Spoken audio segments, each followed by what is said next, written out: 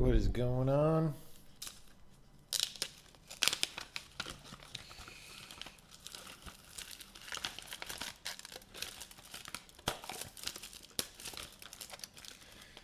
To be honest, linear algebra class is probably one of your more useful classes in college, so I don't know about skipping that.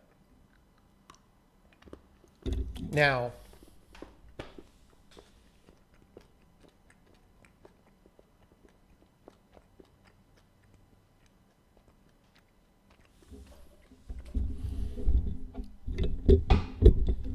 I mean, if I remember back to my linear algebra class, it was pretty terrible. So, but linear algebra generally is good. It's just when the class is just like, here's a bunch of matrices, multiply the numbers. It's like, oh my God, dude. Give me something better to do. What kind of chocolate today? We have the peppermint crunch again. I got a whole new box of these.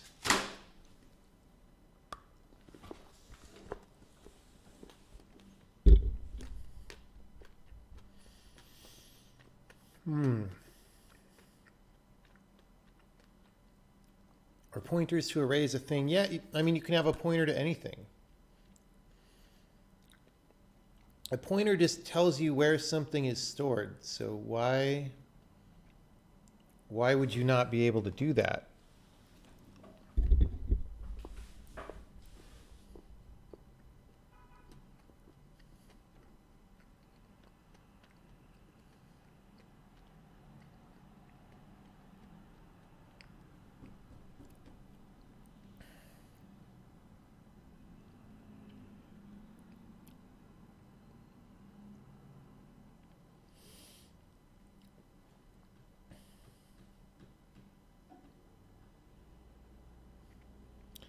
Does this language support Unicode strings?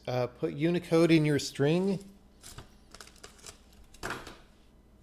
and then do something with it. Like what?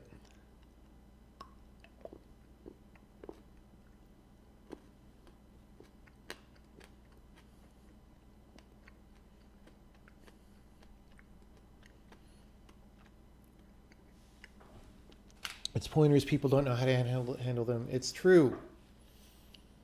People... The number one thing that needs to get fixed in computer education is correctly teaching people about pointers so that they're not scary.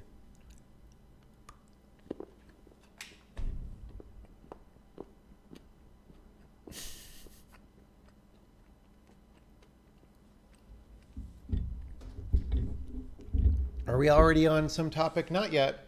We're giving people a few more minutes to show up before we start programming.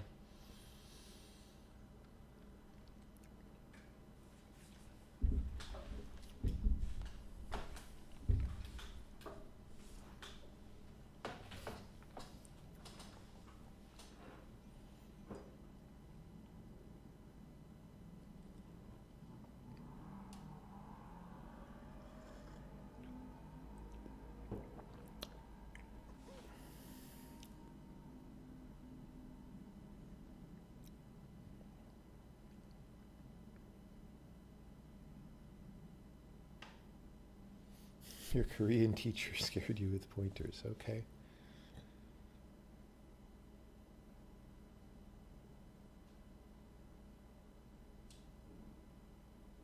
The interviewer asked you a pointer question. What kind of pointer question was it?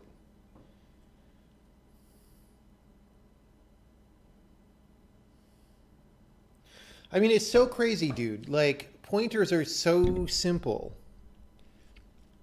They are so simple. It's just the integer. The pointer is the integer that says what memory location your thing is stored in. The end. That's all they are. You can answer any question about pointers correctly knowing that fact.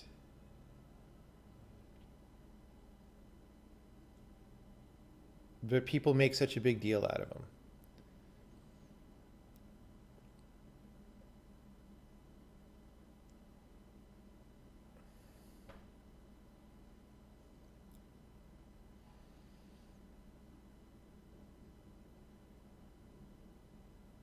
I'm guessing that the question is that do we have string handling functions like substring that would need to be Unicode aware? No, even substring functions, like look, the way UTF-8 works,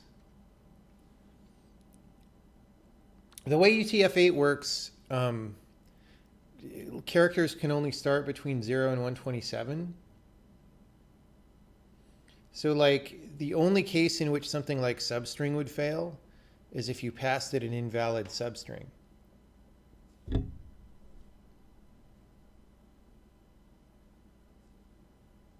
So I don't see the problem.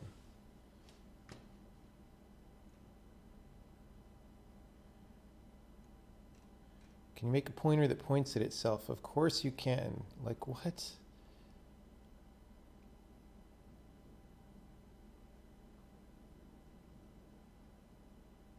Talking to an upper CS student, he said he was afraid to program C++ because he might break his computer. Okay, well, it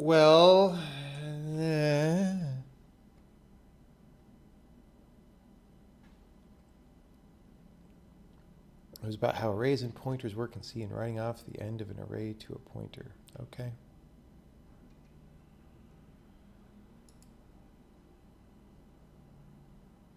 Oh, someone just linked some playlists.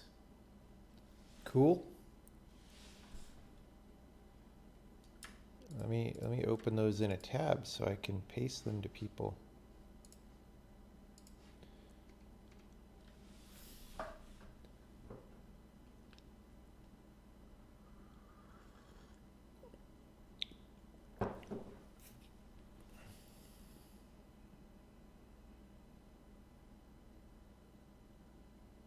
It doesn't taste like anything.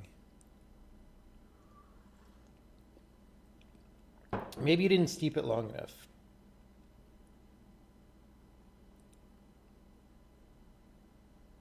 Or maybe your water wasn't hot enough. Is there any way to speed up STB image for debug build? I don't know. I've never tried to do that.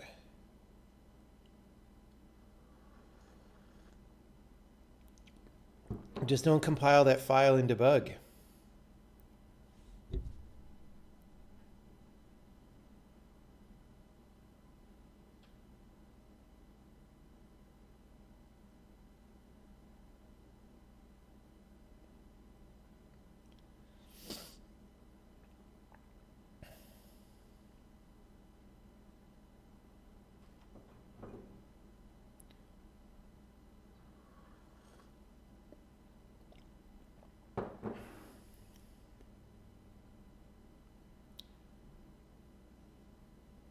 People are saying nonsensical things about Unicode again. I don't. Maybe I'll just stay away from that line of discussion. But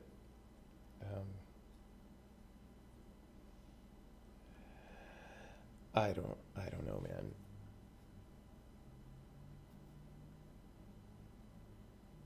Did I put the move in transaction system stream on YouTube? I did not. I don't know why not. Didn't feel like it. Is it better for a beginner to learn OpenGL or Vulkan straight away? I don't know. They're both terrible. The problem with GL is it's no longer relevant and it's old and full of garbage and very hard to learn and very hard to debug. And the problem with Vulkan is it's not good. So I don't know what to say about that. It's a bad situation. I would try to find some graphics library at user level on top of Vulkan that is good and learn that.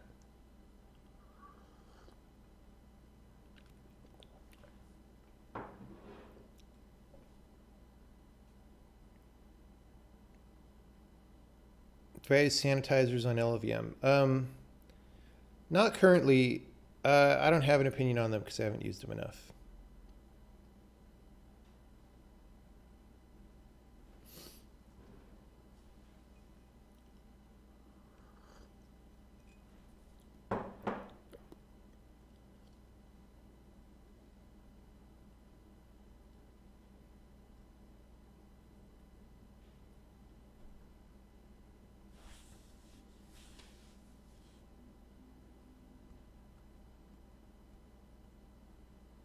Care to comment on why Vulkan is bad? No, I talk about it too much all the time. I can't be talking about it all the time.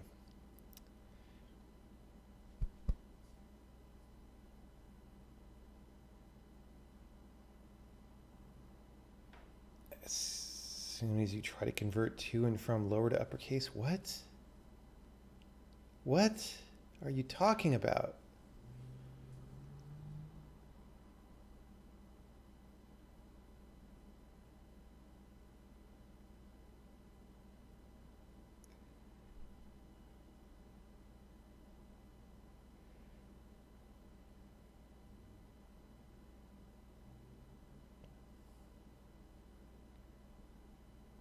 How can you work out what the nth character is? You don't, but if you're doing a substring search, you start at the first character and go forward.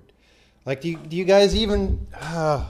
people raising objections about things that they haven't, like, actually thought out is my number one pet peeve. I can't read the comments right now.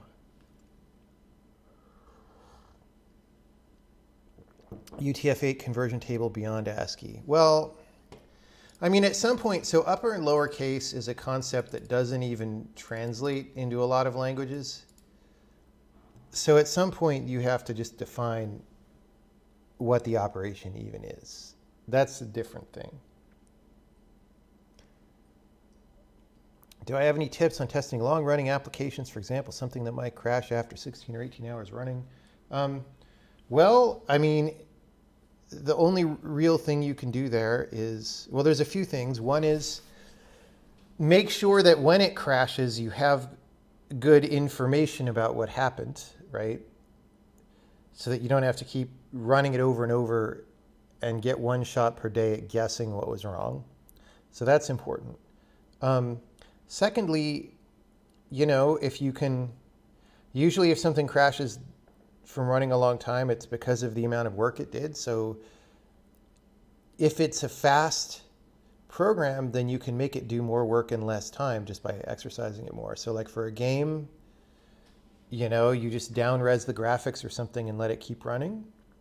For a server process, you just throw more requests at it. There are rare occasions in which programs crash because timestamps get long, but those are definitely more rare.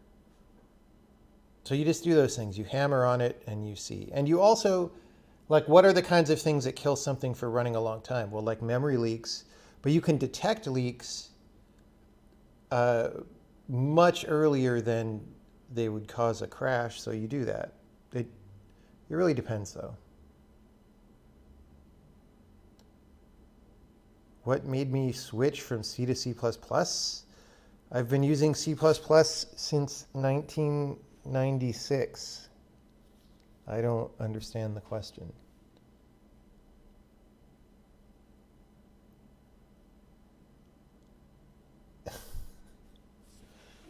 The questions today, man. When doing Korean and Unicode, you can store the text either as precomposed syllable blocks or as individual characters. Both are valid and they should compare. Well, that's just stupid, okay? That's a stupid decision made by Unicode people. Look, there has to be, if you want people to be sane and if you want software to work, there has to be a canonical, well-defined representation of a string. And if something is not in that representation, then it doesn't match. Like, that's a huge mistake that they allowed that. Is not okay.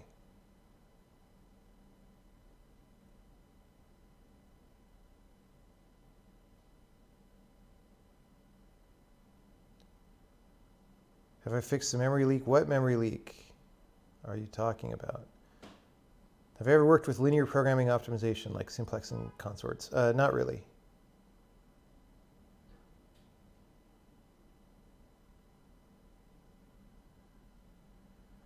I think in that case, you'd be better off normalizing the Korean to one form or the other before doing the comparison. Yes, that's true. But also, that's another complication that your program has to think about, right? It's a mistake that they allowed that. They should not have allowed that.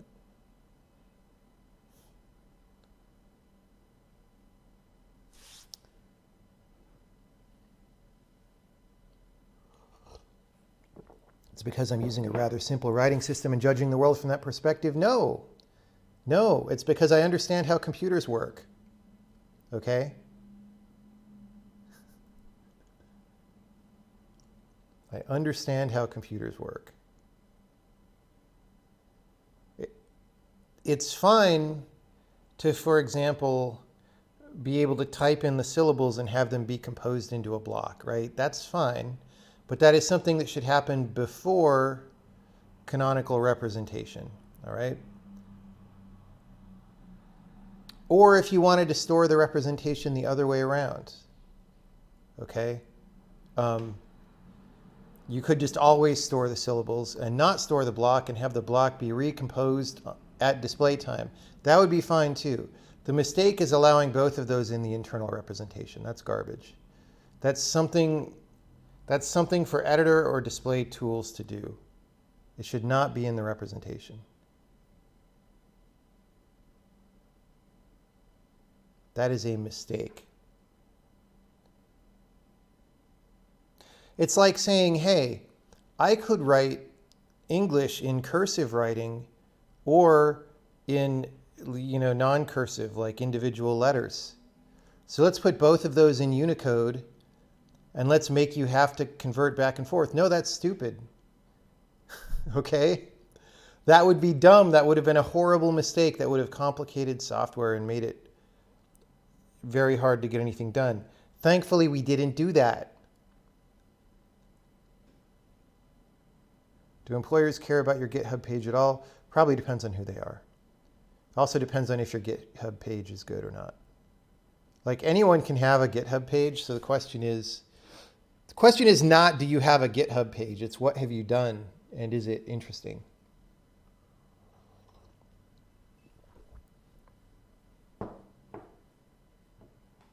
If you don't track what encoding a string is in, you can't even tell how many characters are in it. You thought that would be part of a language, but you're saying it's user concern. It is,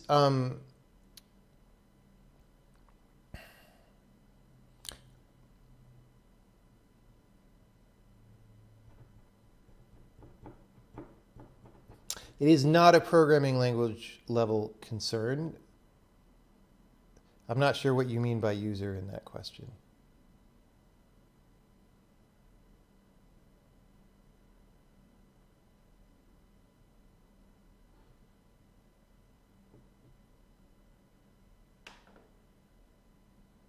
Chat is now in cursive mode. Are there actually cursive Unicode characters? Did I just say that not even knowing? If there are, nobody actually expects them to work. Oh my God, there are. All right, well, Unicode has jumped the shark.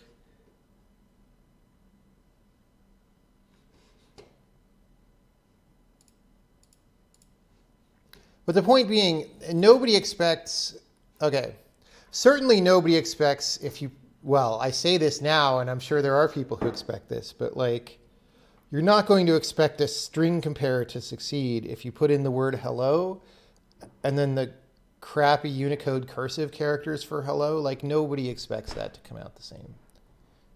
And if you did, then you're just asking for a super broken system to underlie everything.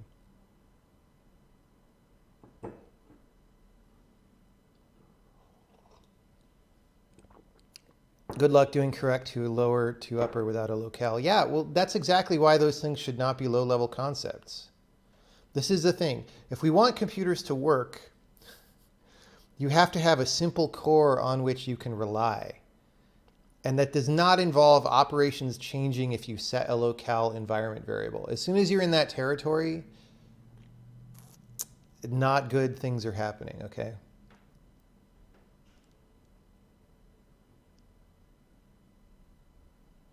There are cursive characters, but they are there because they are actually distinct mathematical symbols.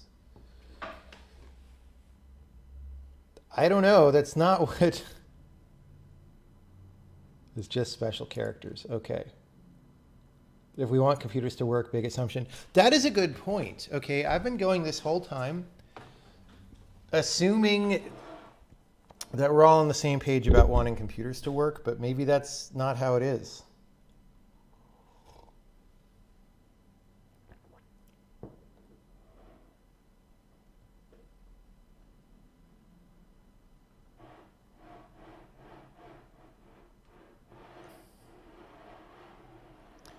Greek uppercase sigma has two lowercase equivalents depending on whether it's the last word or in the word or not. Oh, totally. Like, that's what I was saying before about at some point you have to like define what your upper or lowercase operation is, right? Like Greek is at least still based on the Roman alphabet to some degree. So it's not that different from something like English, but there are other languages that are and are in very weird in-between places. And it's like, look, okay, so you have to define what those operations are when you want to do them. You have to get very specific about which things for which languages you want to happen and which you don't. And by the time you finish defining what it is even you want to do, that's a very complicated thing. It certainly shouldn't be built into a programming language, right? It probably shouldn't even be like something basic, like a substring operation in a library, right? Like those things are so complicated that like you need to do them very deliberately as a programmer. You don't want them happening magically behind your back, whatever. Part of the insanity of current day computing is that people are not clear on this point. How not to go into a mental mode of aversion when faced with a tough problem to solve? I don't know. I mean, there's the standard advice of break it into small sub-problems, which is how everything gets solved in the world. But also,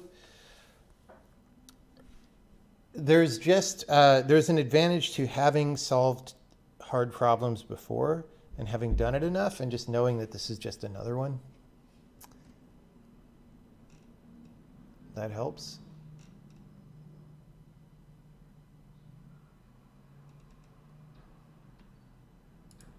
Sorry.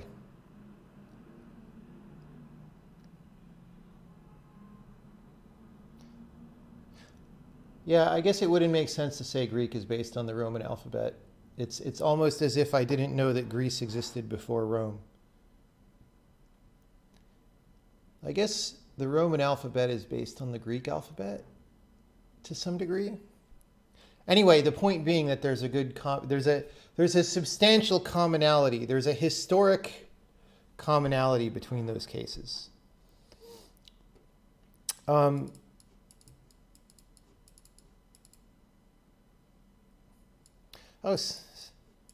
Someone's requesting that I add annoying pop-up donation messages.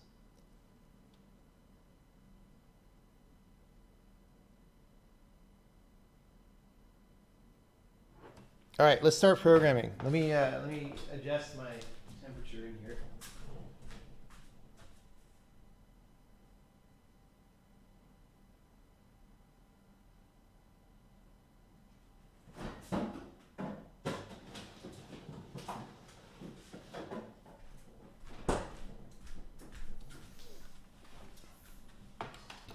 Actual programming. So, we're doing actual programming.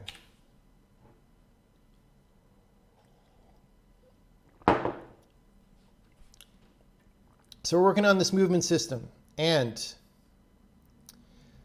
the hope is we could check it in soon, but some more stuff has to get handled. So right now, I'm this dude walking on this little raft of these lily pads, and the problem is, so if I move at the right time, my visual position's a little bit off, but I'm like able to move and whatever. If I move at the wrong time, I'll die. And the reason is that we're not yet correctly using the transaction ordering that we have in place. So, what's happening is, every second or so, we're issuing a transaction that basically says interpolate halfway across one of these squares, do the invisible physical move, right? And then interpolate the next half a square. So that's happening for all of these 9 lily pads. And then when they do that, they say, hey, are we carrying anything? Oh, we're carrying this guy. Or one of the individual ones says, oh, I'm carrying this guy. Let's put him into my support transaction, right? Okay. So far, not that bad. The problem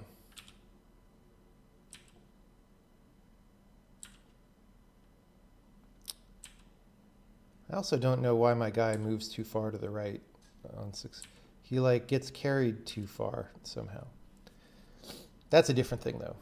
That's a thing that we could fix up. So when he falls off and dies, let me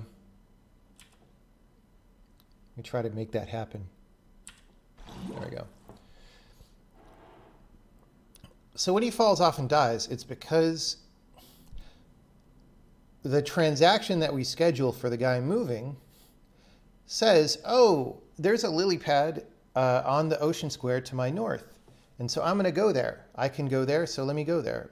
And that, again, says interpolate half the square, do the physical move, and then interpolate the other half. Now, the problem is that that interpolation takes time, and by the time he gets there, the lily pad's gone, right? It has moved. Now,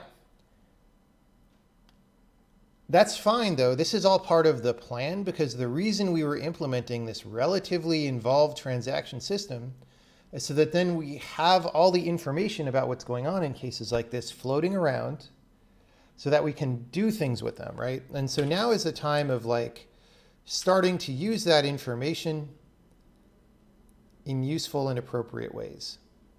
Since we're gonna use this for testing a lot, I'm gonna move this stone off this mirror because it bothers me.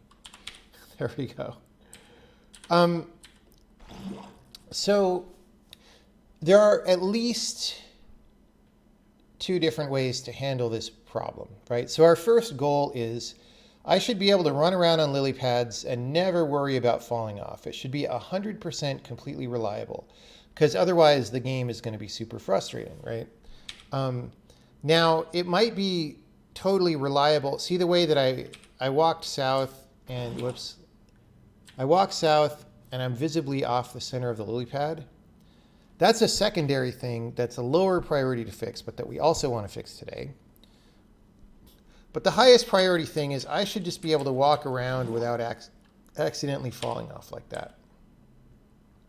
How do we do that? Well, there are a couple options. And we're just going to try a couple and see what happens. Probably the easiest option is, well, the way that this transaction system is designed is like, okay, I smoothly interpolate from one square to the next, and I physically move, which is like the gameplay logic move, happens sometime during that interpolation. And in general, it happens right when you cross the midline of the square because that's what we need for playability. But in special cases like this, we could actually have it happen earlier because for gameplay consistency, all that really needs to be maintained is the invariant that you don't ever catch things in the middle of a move, or if things are part of one transaction, you don't ever want to see some of them having moved and other ones not having moved, for example, right? So we can move the time of the gameplay move forward. So if I'm walking from one lily pad to the other, and I see that the other one's going to move before I get there, I could just shunt my gameplay move forward in time to be earlier than the lily pad move. Now, if I was also on a level with like moving dragon beams, like that one we looked at last time, that might then make the level harder to play because my move would happen before I thought it should. But maybe you just don't design levels that are that bananas, right? So the other option that I have is when I do the move, I could say, well, okay, there's an option that doesn't work, right? Which is, when I start moving, I see that the lily pad is going to be in the next square. So instead of moving to the south, I'm going to move to the southeast and go to where it's going to be. And the reason that doesn't work is just that, like, hey, a diagonal move's an illegal move in this game. So if I allow players to move diagonally by dint of timing, then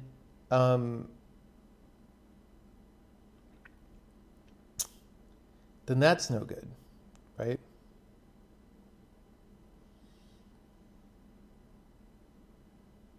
That leads to very exploitable puzzles, right? So basically, the things that I can think of are you either go early before the transaction happens, or you go late, like after. So instead of pushing my transaction forward to go before the lily move goes, I could wait and let my character move over one, right? And then move to that square that was to the southeast of my original one, but now it's to the south, right?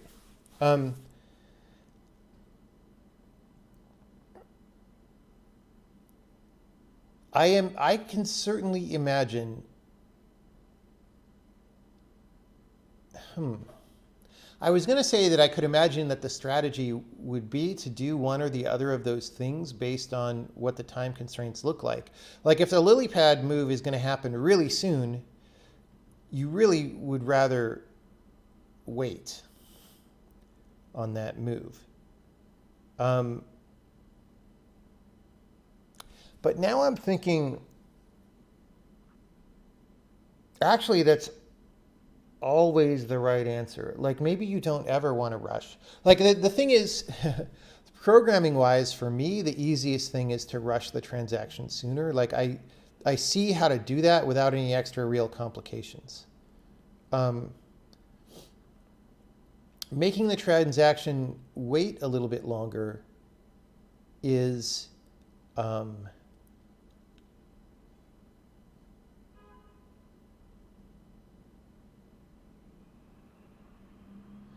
a little bit more complicated. It's maybe not that complicated for the case of one guy walking around like this, but if you're pushing a bunch of things and whatever, I'm not sure what to think about it. Because the thing, okay, so the way the transaction works right now is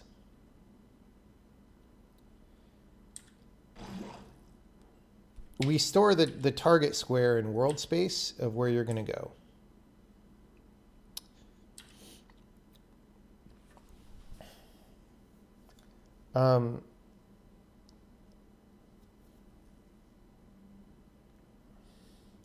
So if we decide to wait, we say, this lily pad will have moved. And so we're going to preemptively store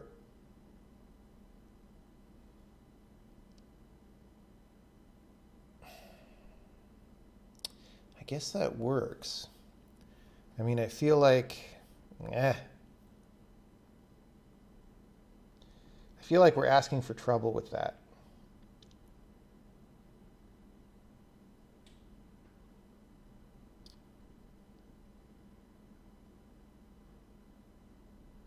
But, okay, regardless of whether we want to go earlier or later, the first step is to detect that we need to do something, right?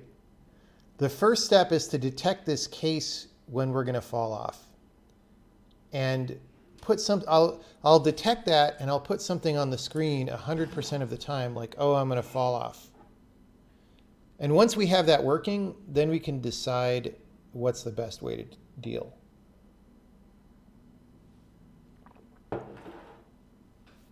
This doesn't work if LilyPad changes its speed. It's not allowed to. Once the transaction is issued, you can't take it back. Okay? That's the whole point of it being a transaction system. So the LilyPad can't move before it declared that it will move.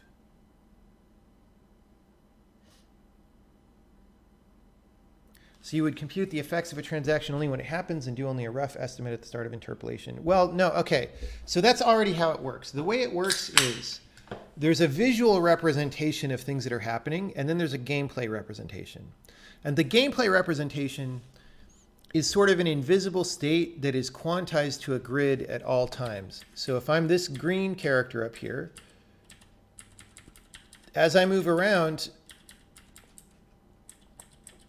I'm really only in one square at a time.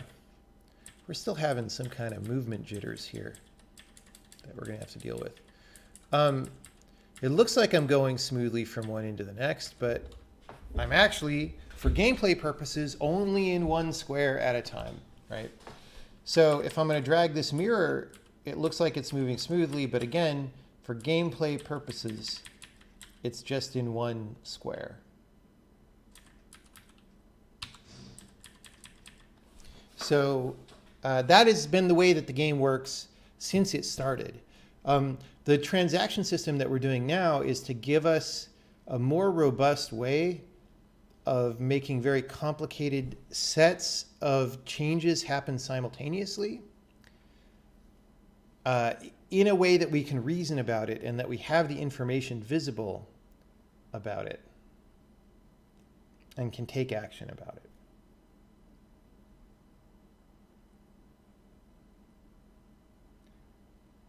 What time is it here? It is 11 a.m. Okay, so what I want to do is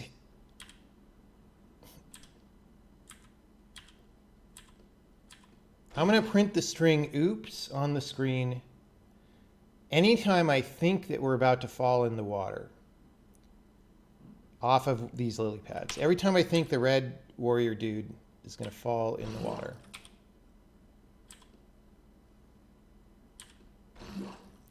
And if we can do that, then we're in good shape to handle it. So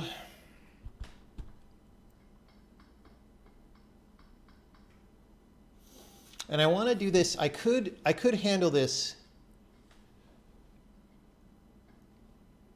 way up at the level where we compose the transaction, and we might want to do that eventually, but we'll try to handle it more generally. So we have this thing called close that people call when they say, okay, here's the transaction I'm going to do. Let's make it happen, right? And this right now has some logic in it. So this is the thing that estimates if we're doing a controller proc. It estimates our physical move duration, where physical move is that invisible gameplay transaction that happens. All right. And then down here, we set that.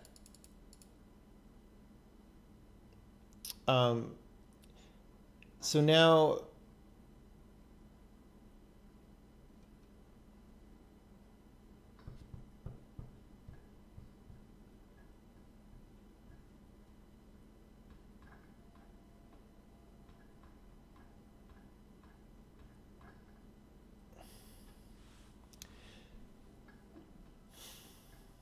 see here we had, I think the reason that we're falling is we had this remove support moves, which is like a, let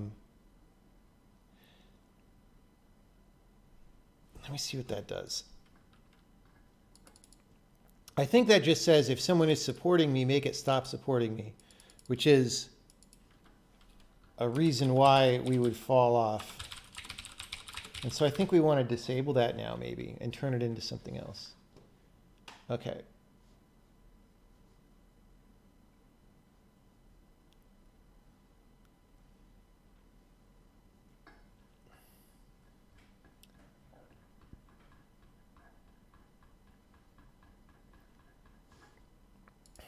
Yeah. Let's just see what happens if we comment that out.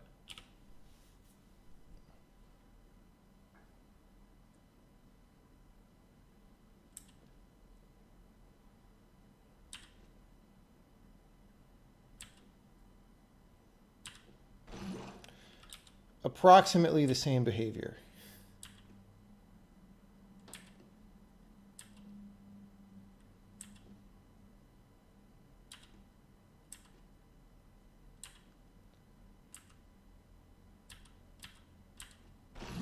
Okay. So let's presume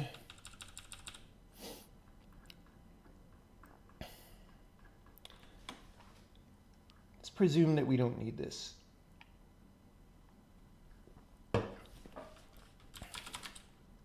Because I think this was just the thing that I put in to get it going. It might be that this is doing something important, in which case we'll bring it back.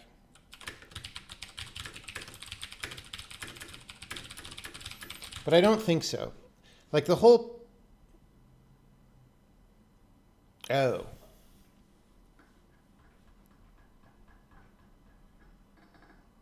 Actually...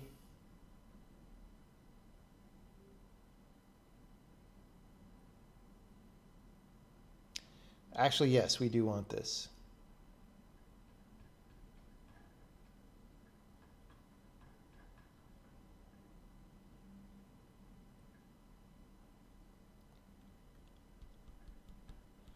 We do want this because this just says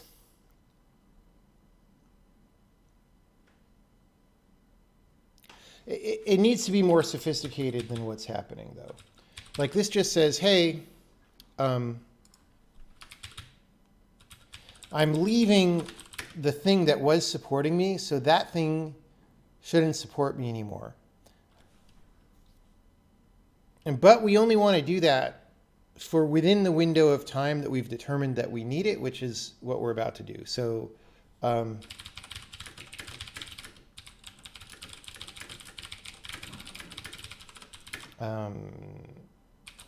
we step off an entity which should no longer support me as even.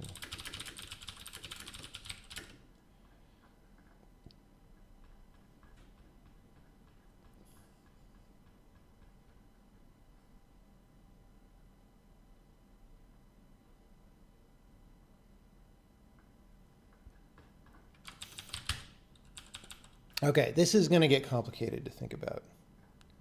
How many lines of code? It says every time we compile. Depending on how you count, 86,000 or 135,000.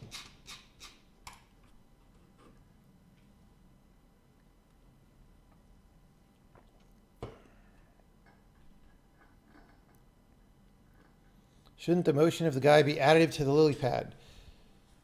Yes, but the real problem is not that. The real problem is that the transactional nature of things makes it harder to deal with than that. Do we enforce any kind of start and end time for employees' workday? No. How many lines of code was the witness? I don't remember. I mean, it was like 200,000 something.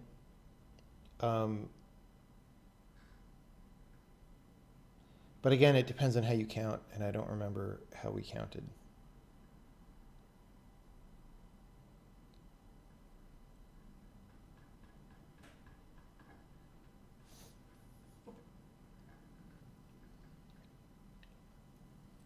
There is a speech where I showed the lines of code count. So that's on YouTube somewhere, but I don't remember what the number was. And I also don't remember, like that might have included some libraries that we weren't using all of or something, but you could probably look it up.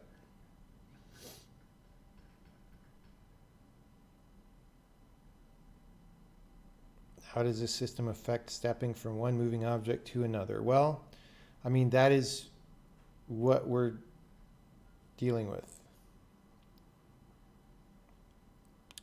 So,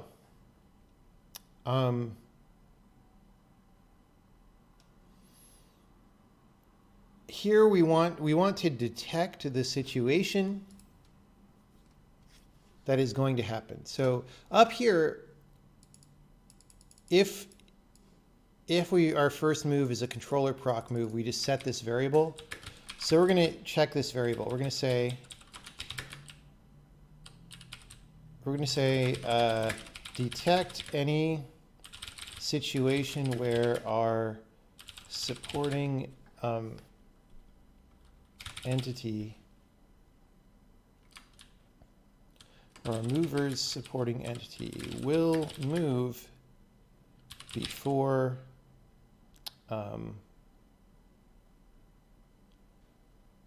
before this transaction does. Okay, so we basically want to do this. Whoops. Like we did in remove support moves, we're going to go other. We don't want to pay attention to our current transaction. Okay. Otherwise,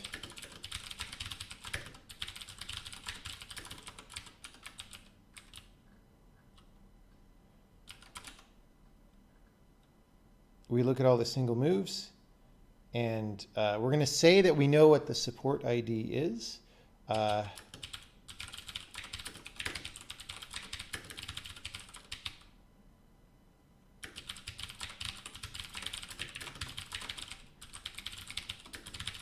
We don't care if it's stationary. Okay, so now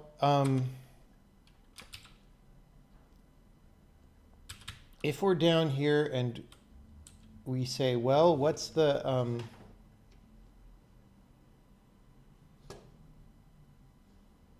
issue time?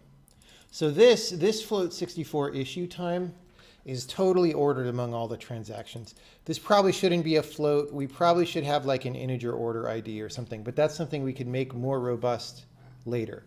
But the point is, if this compares later or earlier for one transaction than another, then they're ordered, right? So if other.issue time is less than t.issue, I'm going to game report oops, right? And so we should say oops if I'm going to fall off the thing.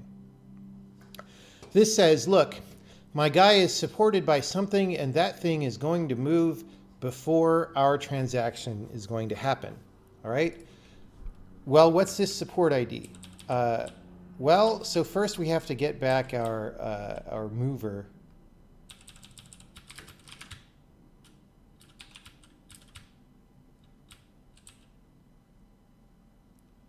So, right, I'm trying to define this support ID variable right now that we just claimed existed. So I'm going to say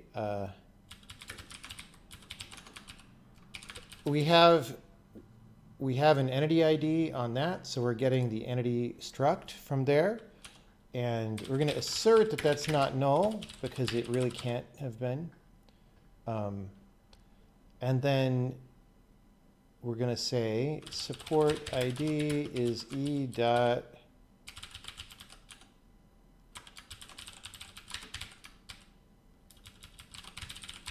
I think is this support ID now.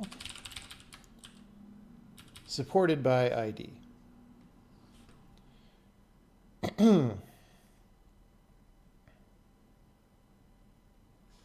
Okay.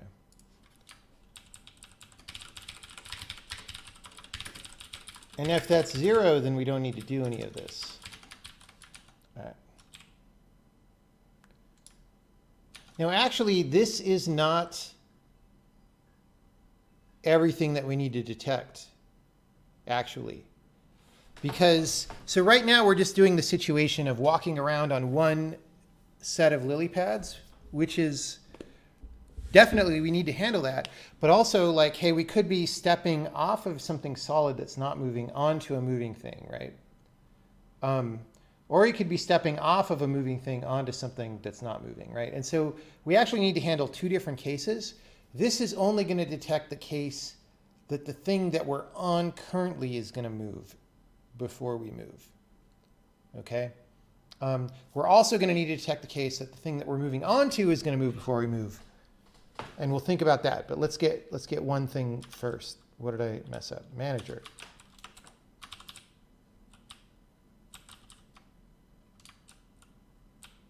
Let's just say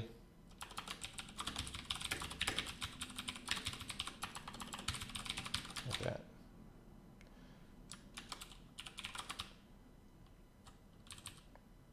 Okay, fine.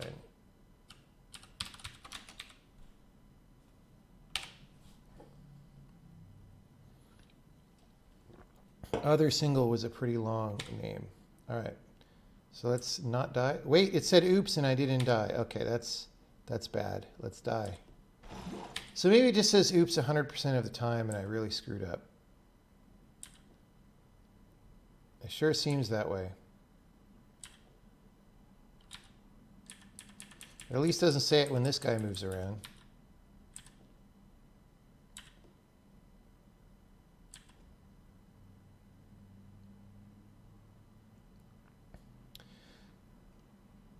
Except, okay, here's the thing. I actually believe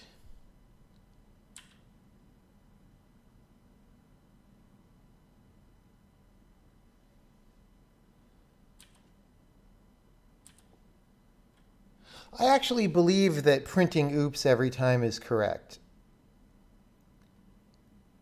Because like our move transaction duration is going to be longer or equal than the lily pad duration. So I would expect the lily pads to complete almost always before I complete. So the question is, if that's true, why do I not always fall? What?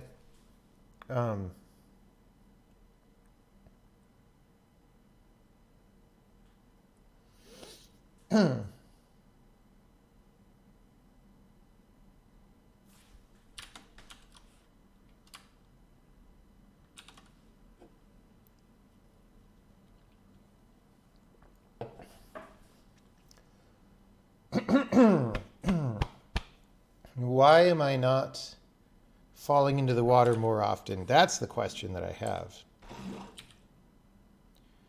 Why am I not falling into the water just about 100% of the time? Well,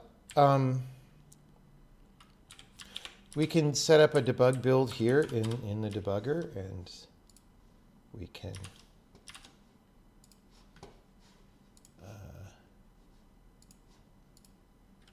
go to our oops. And I'm going to try to time one so that I won't fall off and die, which hopefully we didn't. Okay. So other issue time, T issue time. Makes sense.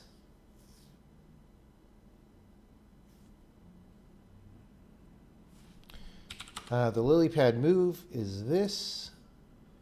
So linear interpolation.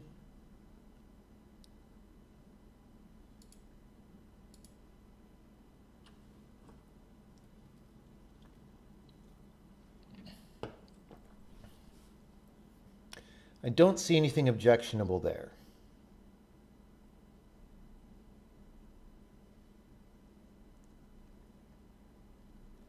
So the question that I have is, what is happening?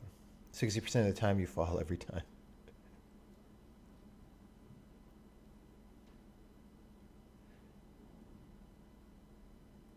Did you see that sometimes it didn't oops? I think once or twice it didn't oops. It almost always oopses, which is fine. Like, that's about what I would expect.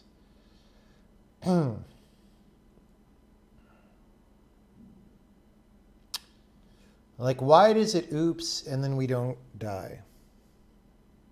That's what I'm trying to figure out. So here, when I moved, I was like, look, I don't think I'm going to die on this move.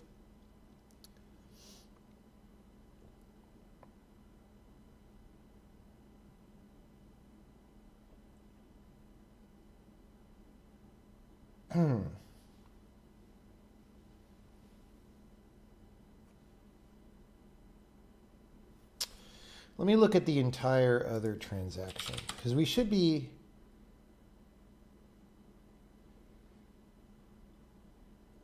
Oh. Okay, here's what happened. When I look at this, I'm going to see that the variable physically moved on the transaction is set to true. So it already completed, right? And we're not paying attention to that here. So this transaction already happened. The next one that moves the lily pads to the next square hasn't been issued yet. All right, so look. Physically move, true. So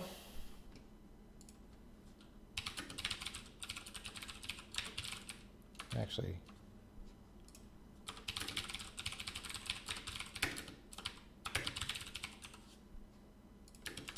all right.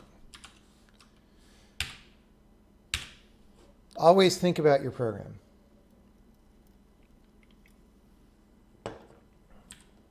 Okay, we didn't oops. We didn't oops. We didn't oops. Now we'll oops. Quality. Ship it.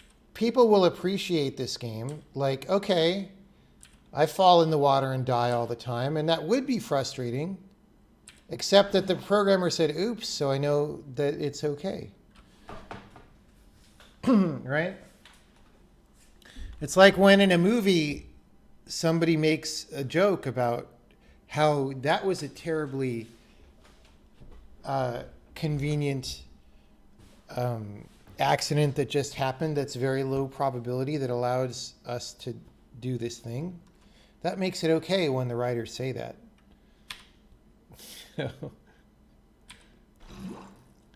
To be fair, this already works better than your average web page, right? So like, it's fine if we oops once in a while. It's like the Twitter fail whale or whatever, you know?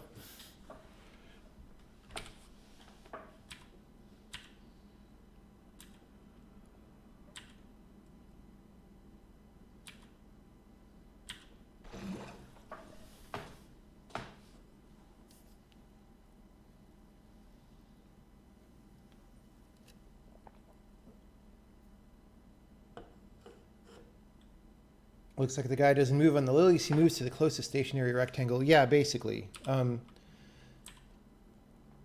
mean, so there's a controller that walks him toward the closest rectangle or closest square, and then another controller that moves him sideways due to support, and we're going to want to work that out later.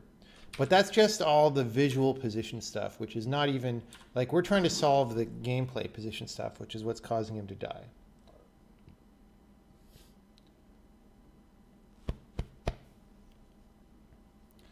What if I go from the center to the left? That should succeed 100% of the time. Okay, so there I oopsed because I moved right at the wrong time. But what the oops meant was that I missed the middle one and just stayed on the left one. So I didn't die, but it was still an oops. Okay, so now I'm in the middle one. And so if I go from center to left and oops, I guess I should die, right? So let me wait till we're in the wrong place. There we go. Yeah. Yep. Okay, so that's good. So now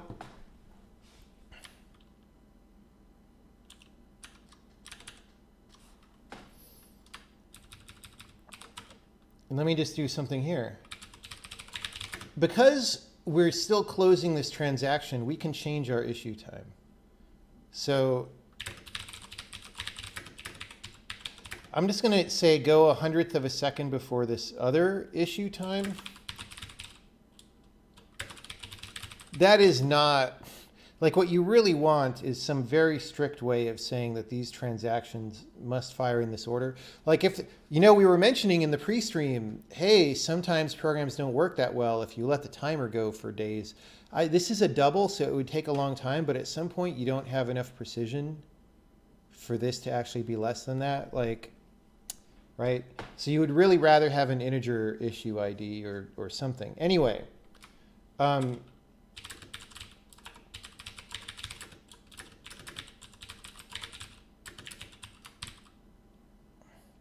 I mean, I guess it should be, that's never going to happen less than 0 because this is a global clock.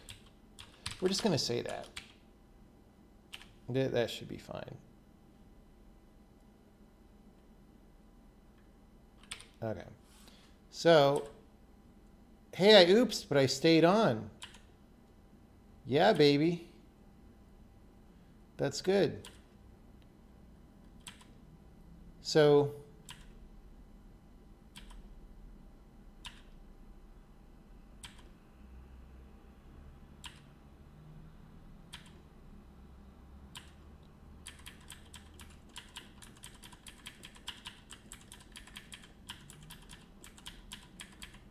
I really don't like the speed up thing.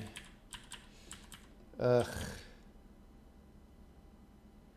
Maybe we're actually going to want just the player running faster.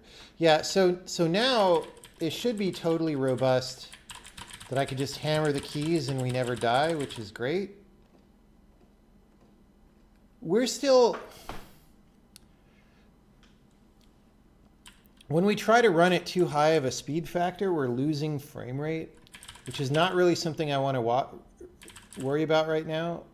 But it bothers me. It bothers me the degree to which that happens. But this is good. This is a good... this is all we need in this department for right now, to just get the game kind of playable again. So now the problem is my visual position is so desynced that it looks like I'm way the hell out here. And that's going to be unplayable. So now we have to fix that. But like this is actually not too bad. Now, I suspect it is a better policy to actually wait till after the thing moves.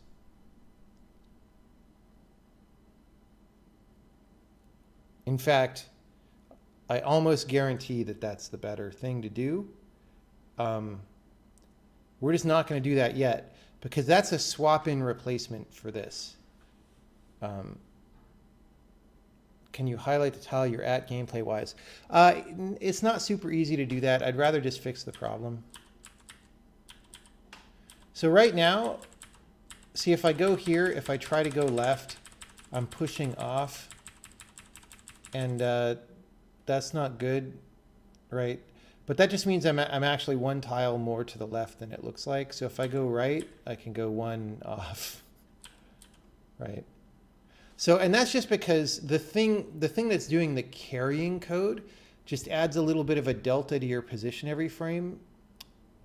And that never, that's in addition to the stuff that the controller code is doing when you're walking around, and none of this ever gets corrected. Like you could imagine that if I'm standing in place and not moving, that we could like damp off any position error on your guy, which would also help. But it should never get this big in the first place, even without that, right? And the problem is just the controller code is kind of walking to the wrong place, right? So if I'm here and I want to walk one south onto the lily pad down there, the controller code is going to be walking me to the square south of my current gameplay position, which will either be too far from where that lily pad is or too close. So I think the thing to do is to be aware of support stuff in some way.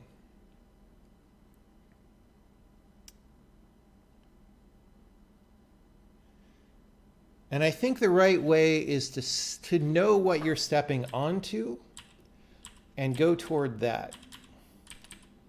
And the problem is we don't save that information right now.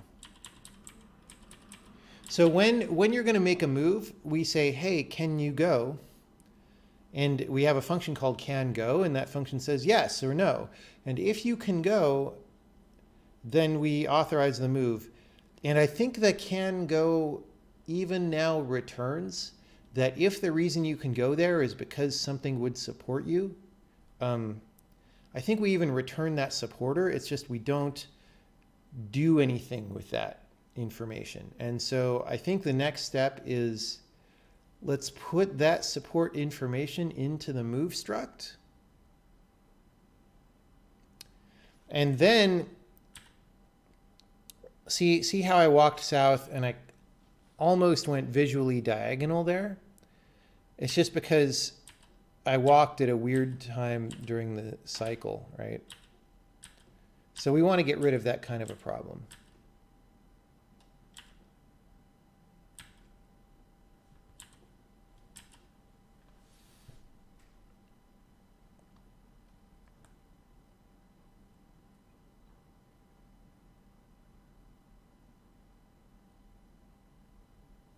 How did you accomplish the wrapping? So there's a gameplay part and a non-gameplay part. The gameplay part is easy. Just anytime you move and you're on the edge of the map, you like wrap the coordinate, right? The visual part is just we render the scene multiple times with an offset.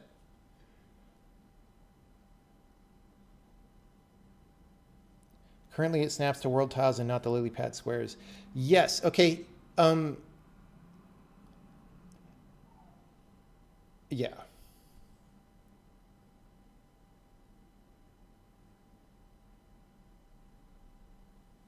Okay.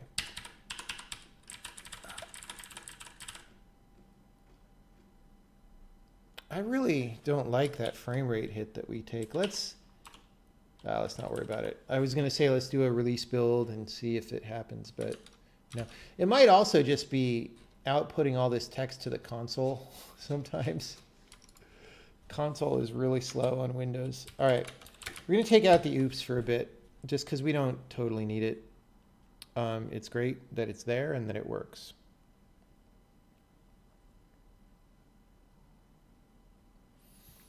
I don't think there's that many oopses to cause a frame rate drop, but maybe.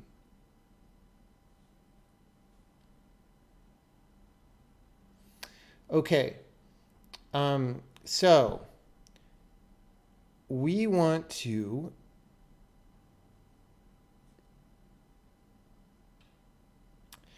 so right now, just for controller procs, we're going to try to get this supporter information when we can go somewhere and feed it to the controller so the controller can steer us toward the right place visually.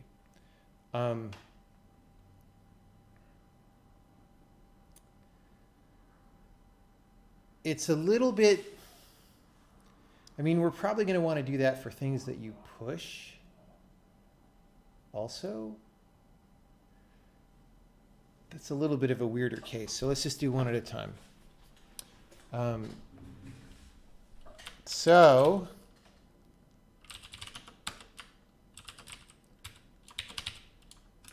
we have this function can go that we call. It has too many arguments. I actually have a no check-in that we can get rid of one of the arguments here.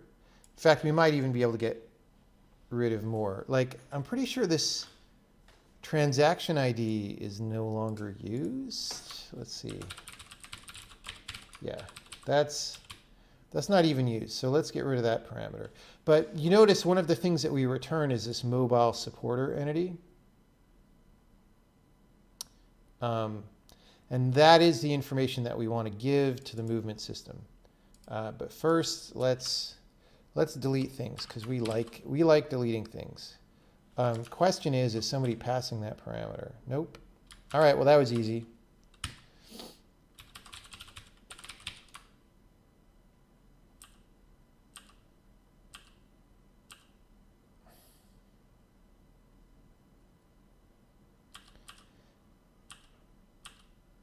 You know what? I think I'm going to get rid of the voluntary.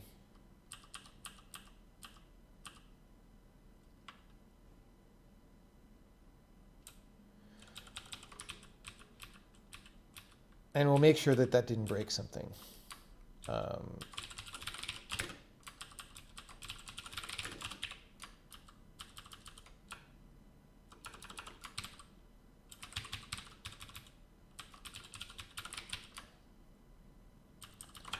So controller proc moves are always voluntary. In fact, that's the only kind of voluntary move right now.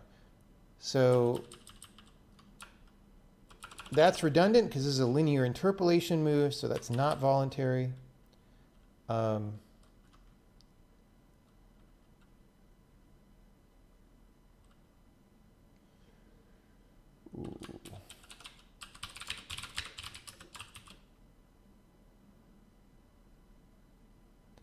Actually, no, okay.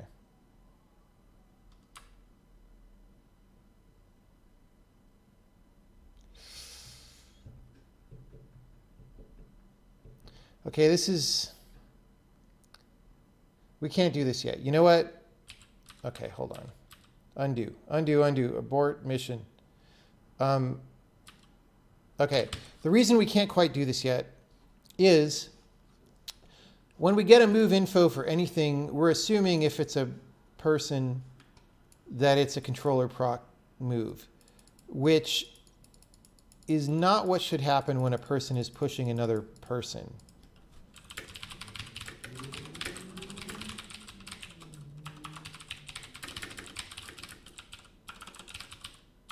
Okay.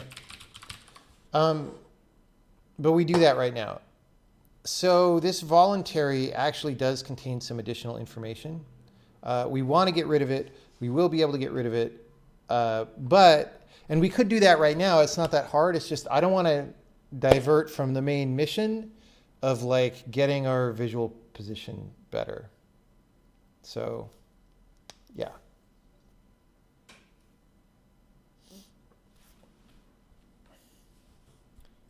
If gameplay position updates instantly on input, it doesn't update instantly on input anymore. It used to. But visual movement happens over time. How do you deal with rapid movement input from the player where the discrepancy would be very big? Yeah, there isn't. Okay, so there's several things about that. So before this new transaction system, when you would move a square, we would move your guy at the start of the transaction. But if you move several times, the later moves would still buffer up and wait. They don't fire immediately because that would be garbage. That would be terrible. So we always have buffered up the moves and waited till your previous move completed. But now you don't even move at the start of the transaction. You move in the middle of the transaction. So all of this that we're doing is just to make it more playable. Okay.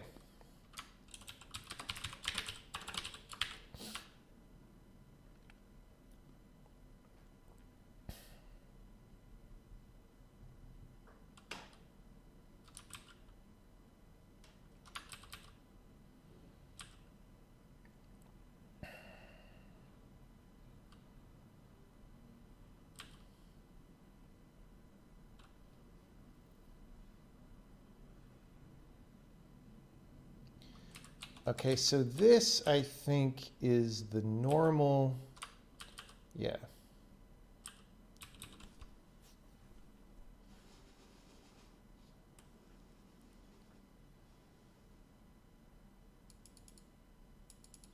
So we have our mobile supporter here.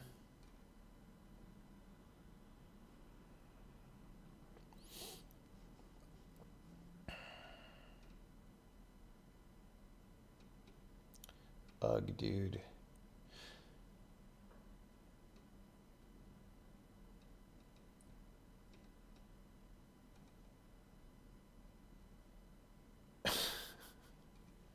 So all this code up here is like for the Bard. It's a separate path. It really shouldn't be a separate path. It's going to have to get collapsed. It's just when you charm people, that's like a whole situation that's different. But that hopefully we will be able to do a better job of when the transaction system is in.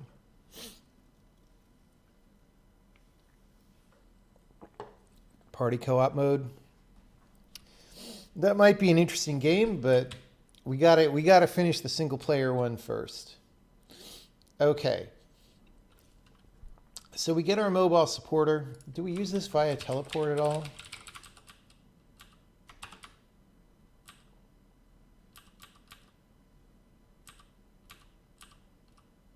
I don't think so.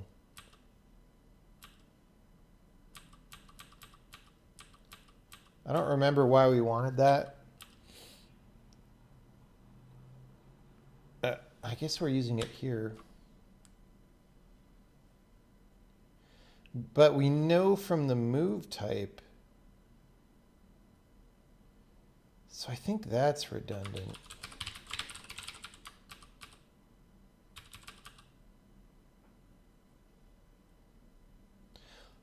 Oh.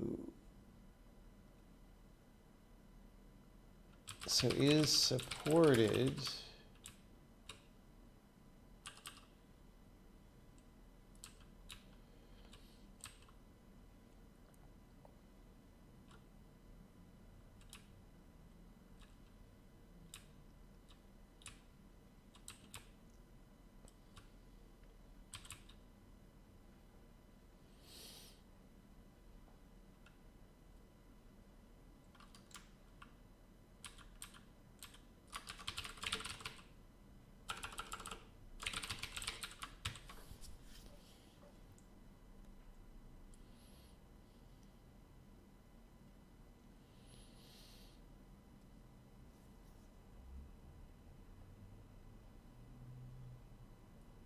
Okay, this is not, is it a teleport move that we're doing that we would be supported at the, well, it sort of is. It's a little different.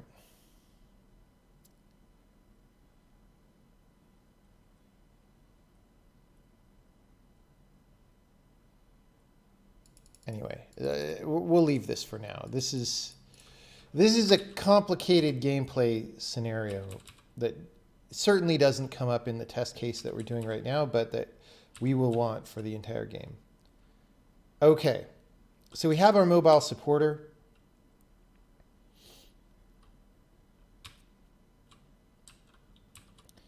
And I think down at the bottom here,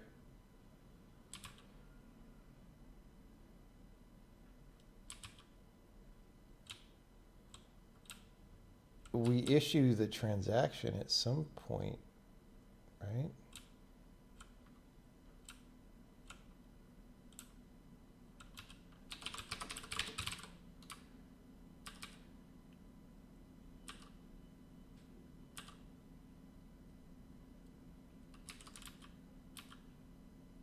That's still the charmed stuff, I think. That's when we're pulling something. That's when we're teleporting.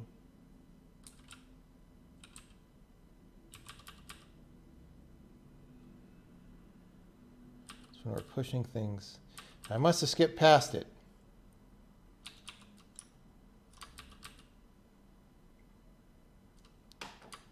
Charmed. This must be the right one. No, that's still the charmed, right?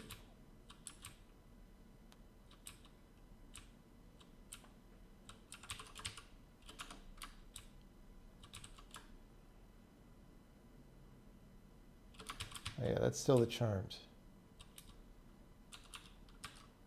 So, oh, down here. This is, oh, that is, okay. Never mind. I was confused. I need to put a giant thing here that says this is the non-charmed, but I'm going to refactor that. It's not that big of a worry. Okay, so this is where we do the thing. So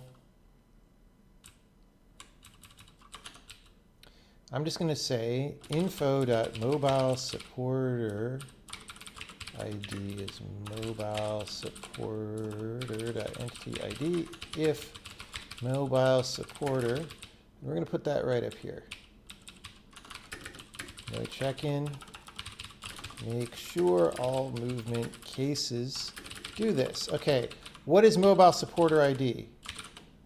Well, we need that.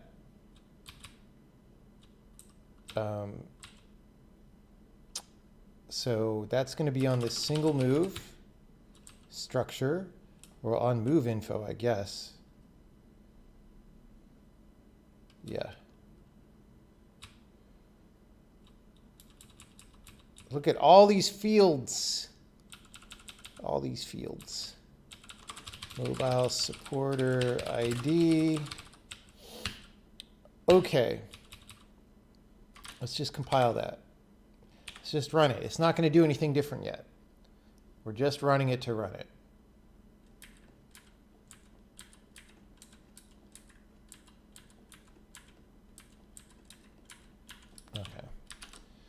Still gimpy movement.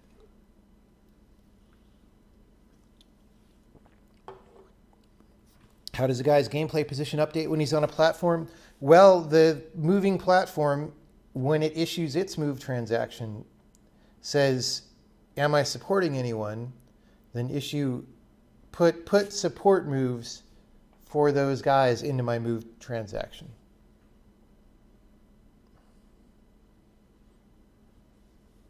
Okay. So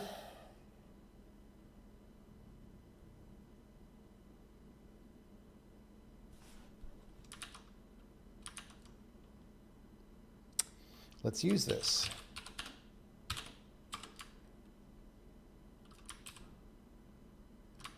So we're in do. Oh, we never did deceleration. That's another thing we want to do. We're in move guy controller. And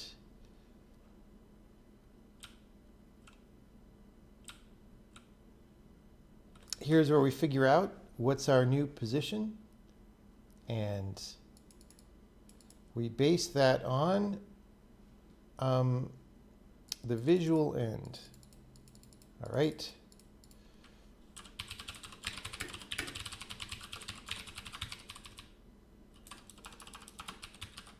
Let's make sure that we get all cases of that. There's one down there.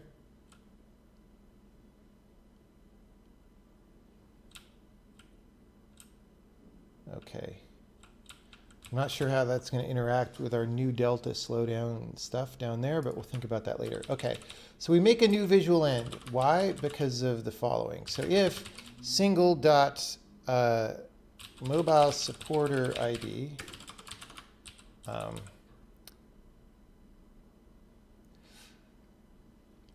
let's disambiguate this name because this could be the thing supporting us at the start of the move.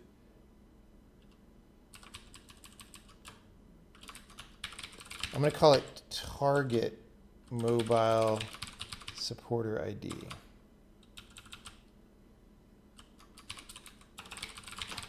Okay. So if we have a target mobile supporter ID, then what? Then, well,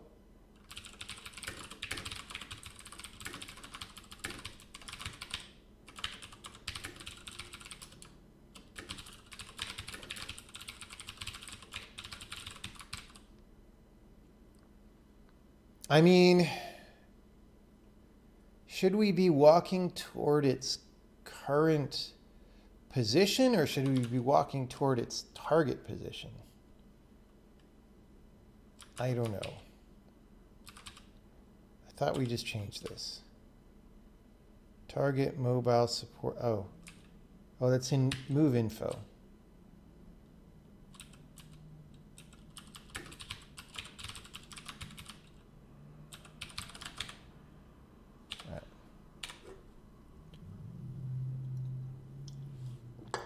I don't know. I don't know which one we should do. So now we've got a weird discontinuity. That's weird. What is even happening there? Oh, it's because, remember there's that thing where at the very end we snap to the square? Remember that?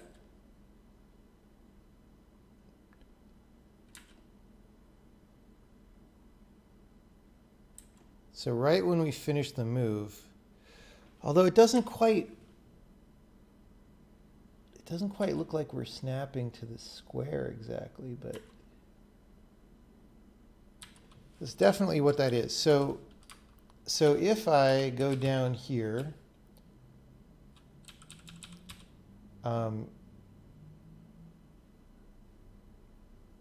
where was that? It was when we set done.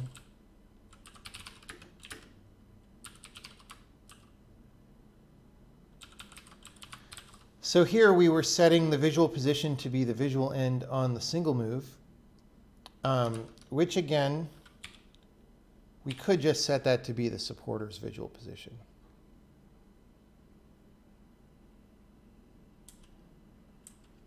Yeah. Okay, we took out that snap. We might want to put the snap back in later, but we might not. I mean, honestly, I'm not that big of a fan of the snap. Anything we can do to get around it is good. So this is clearly a lot better. Because of the way things work, we still could be accumulating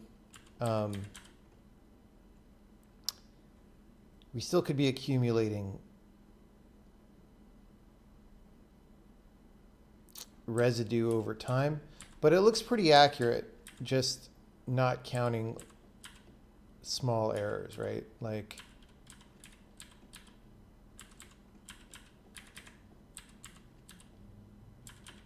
I'm basically on the lily pads now.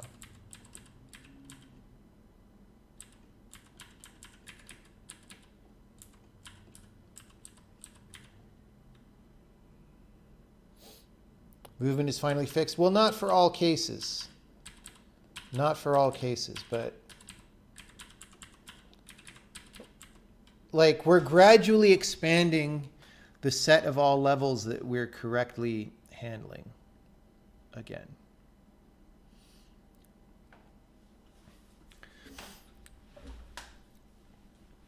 So the question is, what do I do? Do I do a Benny test and make some tea? Like we're still going to fail most of our lily pad levels. Okay, well, Benny tests will fail a lot of levels for several reasons. First, the new transaction system doesn't go into undo at all. Second, the timing is going to be different anyway on a lot of timing-based levels. Third, it's actually going to be kind of hard to, like, it might be too hard to get on lily pads sometimes. Like, this level has a lot of characters, but let's just see if this is even remotely playable. Oh my god, dude, our frame rate. All right. I guess a lot of that's like loading animations, which in debug mode is slow.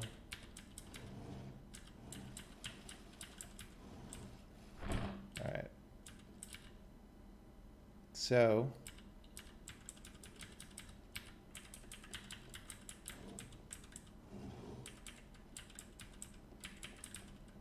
all right. Whoops.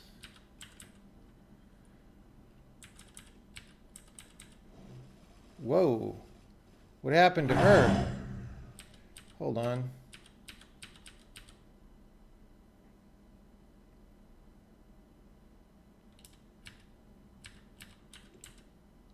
So part of that is expected, but part of it isn't. Like, okay.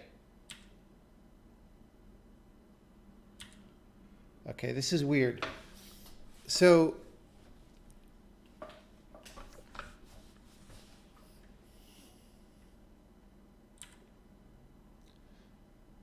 she's being carried to the left by this lily pad for some reason, even though the lily pad is not actually moving. So that's not great. That seems like a small bug, but we got to fix it. Otherwise it's going to make everything else too confusing, right?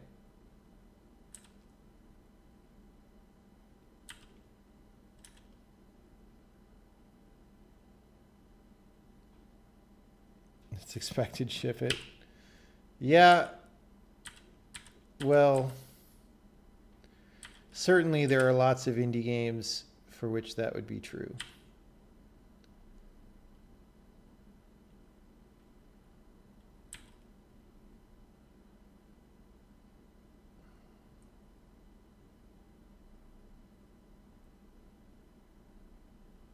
That's a weird one, though.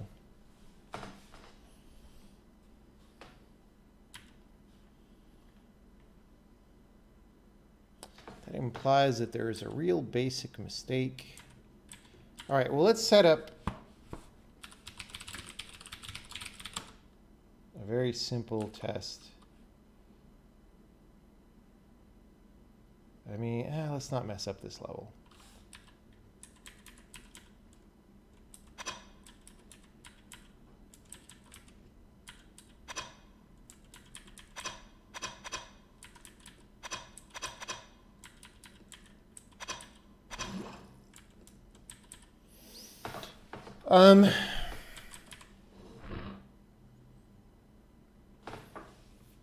So it seems like once something has moved, even if it stops moving, it keeps carrying you to the side. There could be several reasons for that. Maybe people's support IDs are not getting reset to 0. Maybe there's a transaction hanging around. We don't actually display the current set of transactions, which might be a useful debug thing to do.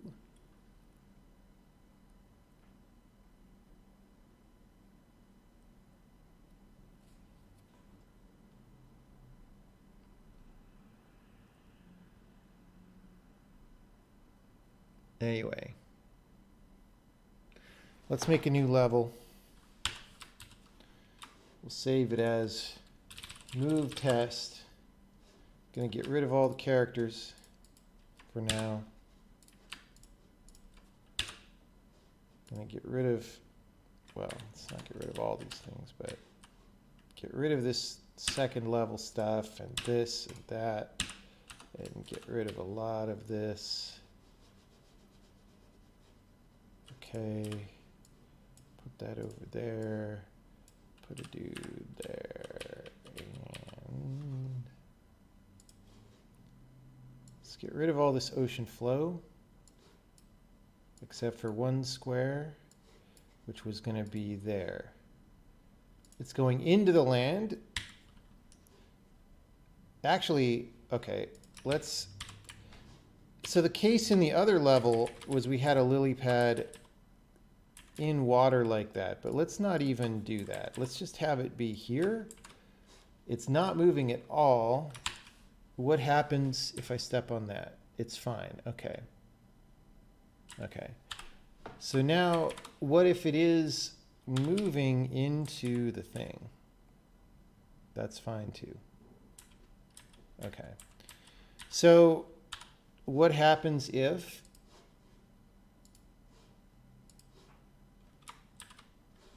we have that?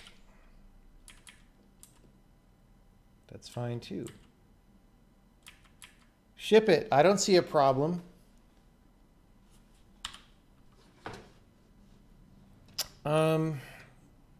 Yeah, well, I just assumed this would be really easy to reproduce.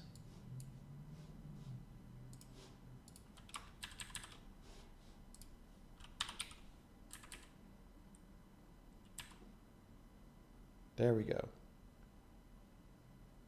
That was weird. Okay. Who knows what's going on? I feel like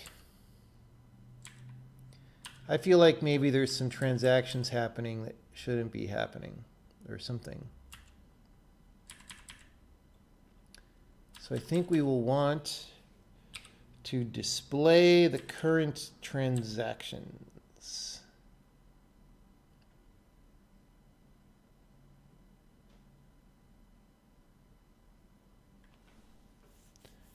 Only after 2+ blocks of movement. Yeah, or something.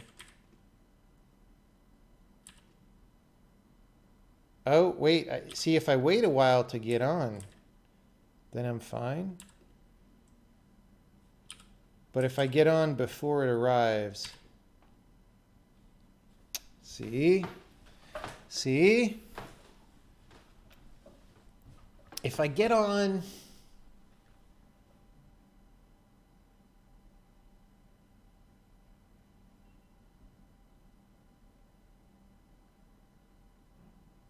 I don't know.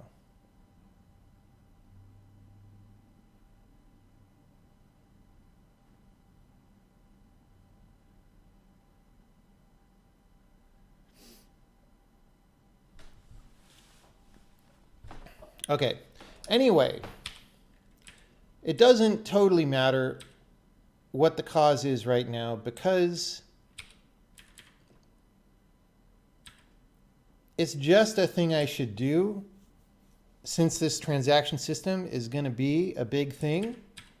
It's just a thing that I should do to program in a display of what the current transactions are. Then, if one of those is the cause of this situation, then we'll see that. And if it's not, then that'll be additional information. All right, so this is called wet move test. So we're going to start on this level from now on for a while.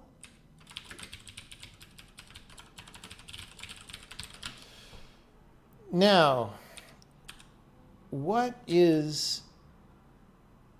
Whoops, I accidentally hit a key to load a different place, and my textures are not frickin'... There we go.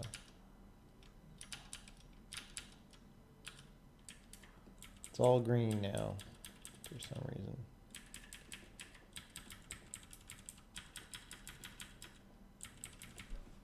Okay.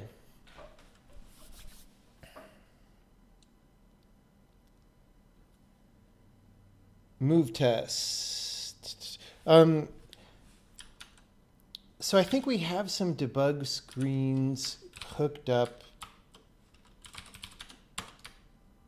Let me see. F5, F7, F8, F9. These are all debug things, right? So F6 isn't being used. I could use that. F4 isn't being used. What's F3?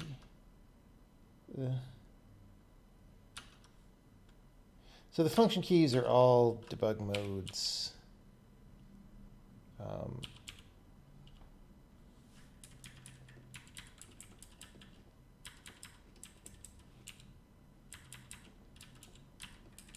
Yeah. I'm going to use F6 for now.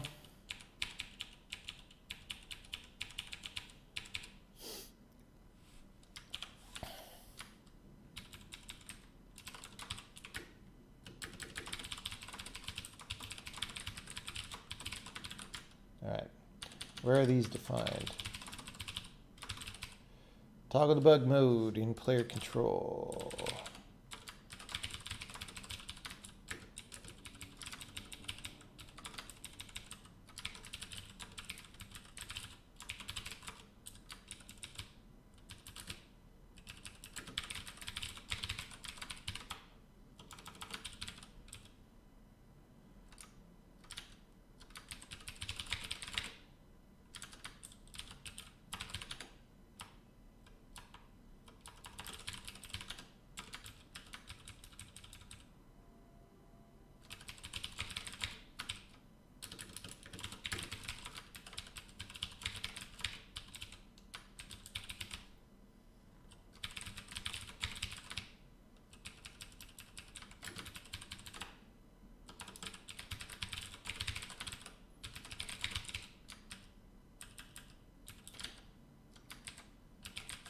I like the font and stuff that was being used in DrawGP performance.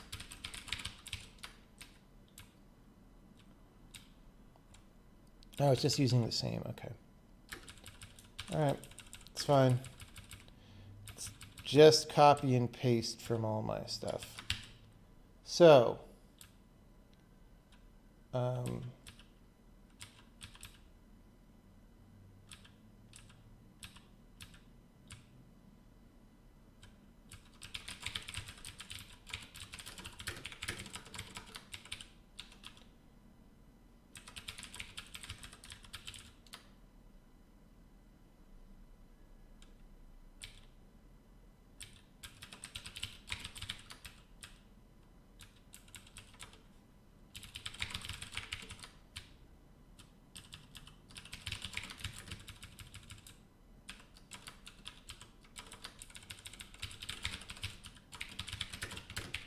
this is like things got a little bit pasty in here.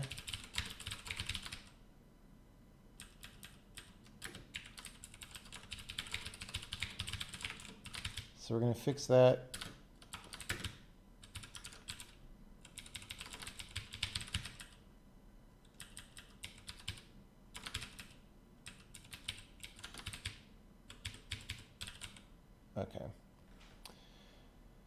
Okay.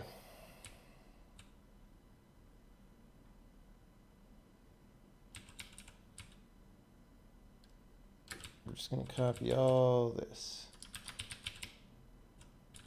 And we're going to say transactions.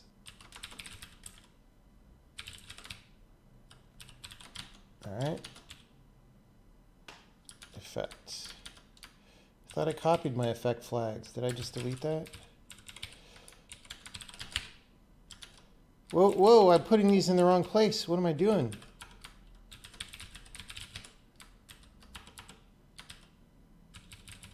That's why it wasn't there, because it was supposed to be here.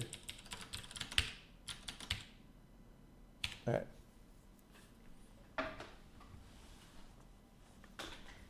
There used to be an AutoCast blurb, but maybe someone took it out just because it came up all the time. Why are we here? Oh, because move test is not in my level set.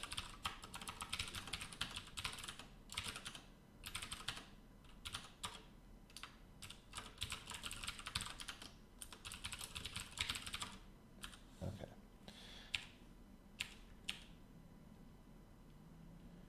Well, that was weird.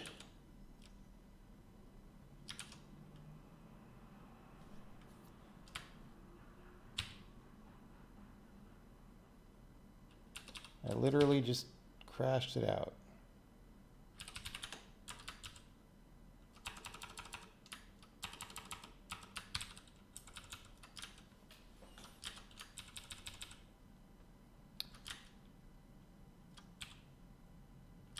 And why don't I, instead of calling this from here, since all of these are called in the same place, like why am I even doing any of this? Just do that.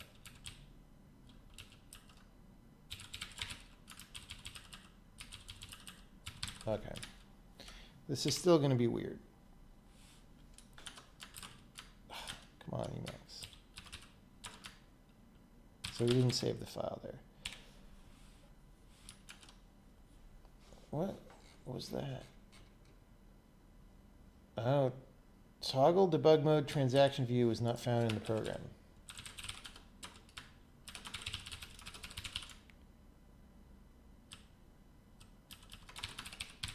I screwed that up.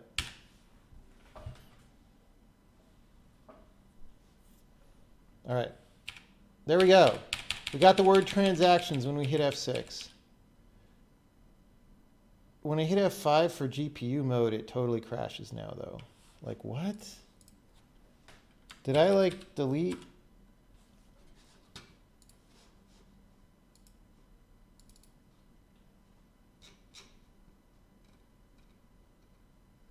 I don't think I deleted anything important. Just that.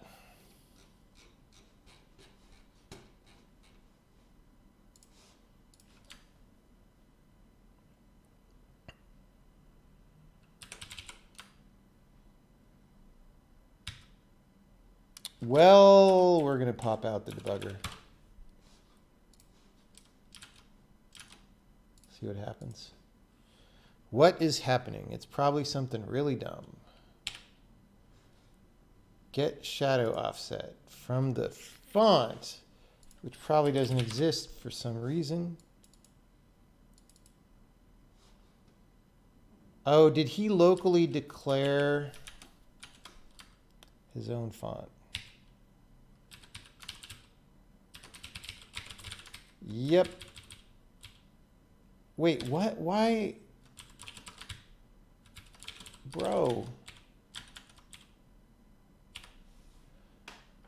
Okay, was it actually a different font size and all that? No, it's just too much copy pasta.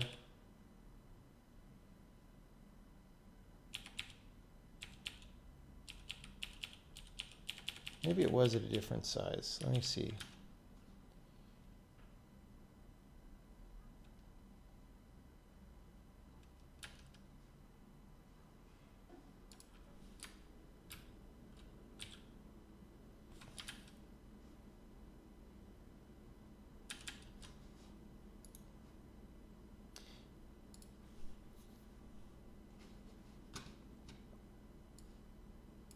0.35, 0.24, and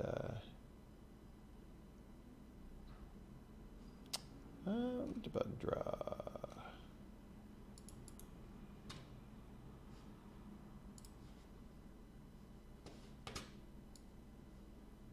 They're the same size. For now, we'll just leave them the same size. At some point, I could see bringing this back over, but like, why was this copied? Like, that is not okay. What the hell? Okay. Okay. So,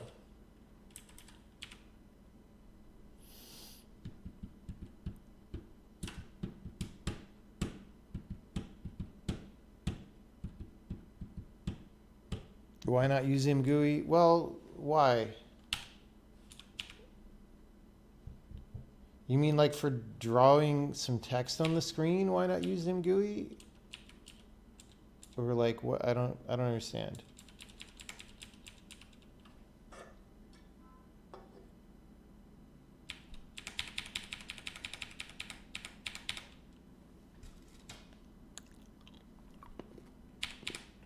Okay. Let's actually draw the transactions.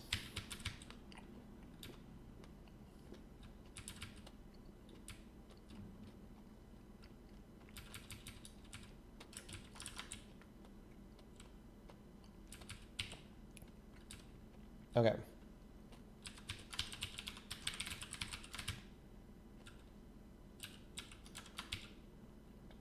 Let's do this again.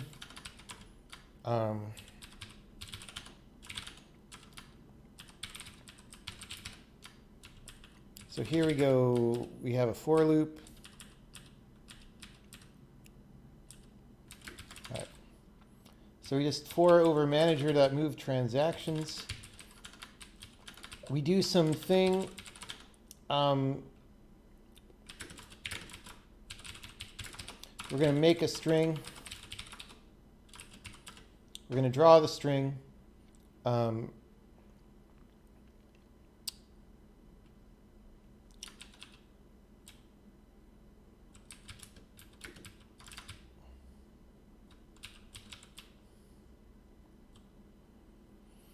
We don't have a background color.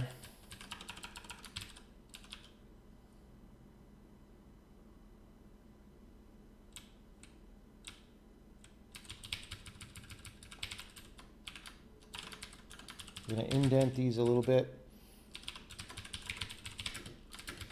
I'm going to make a background color.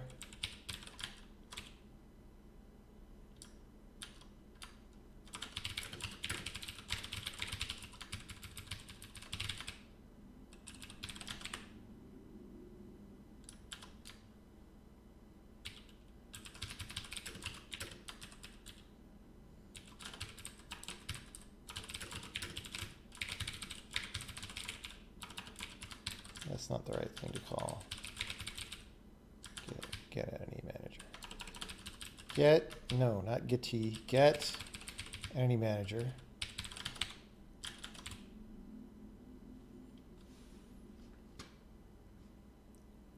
Wanted vector 4.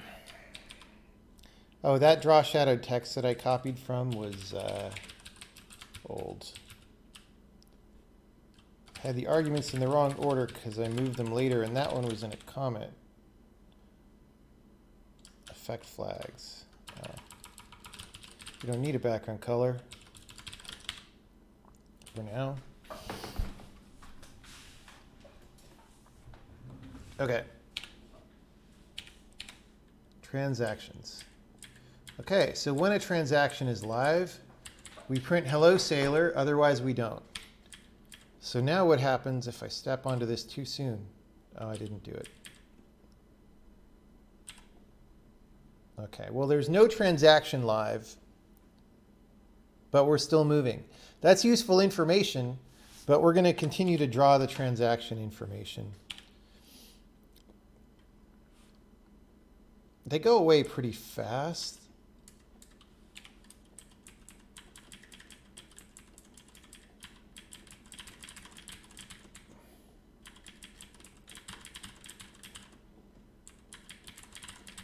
Okay, so we're actually gonna need two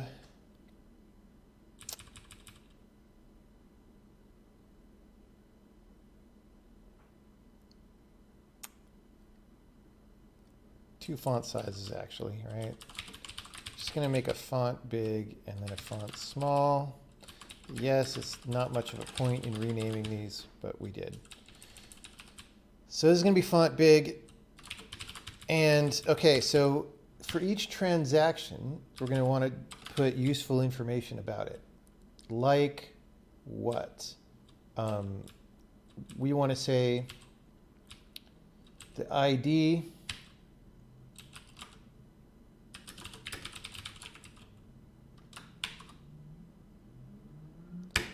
and the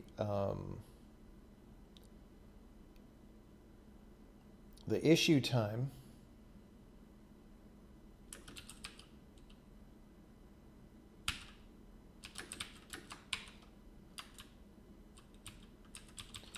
we might actually want to draw the current time.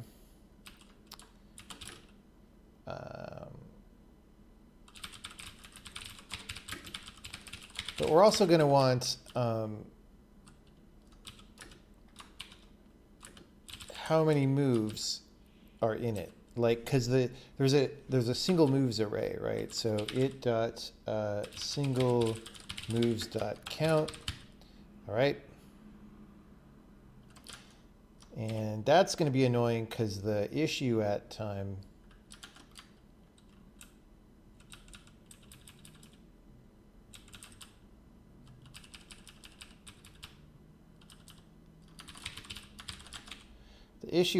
is going to be printing a double, which is going to be annoying.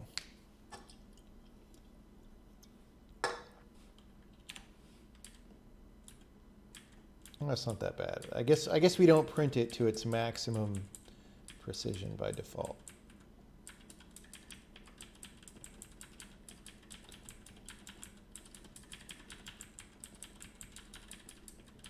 I don't like one moves,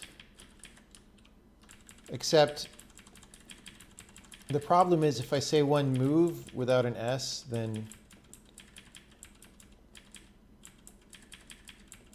they won't line up that well. Whatever. Okay.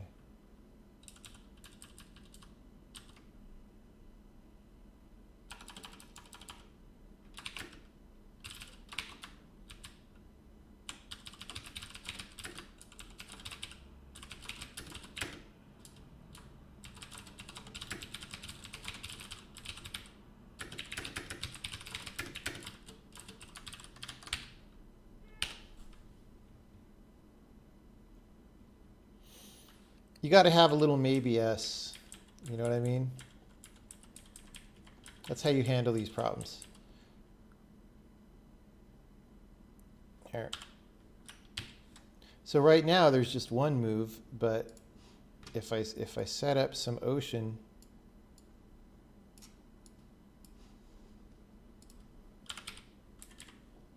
let's get on that.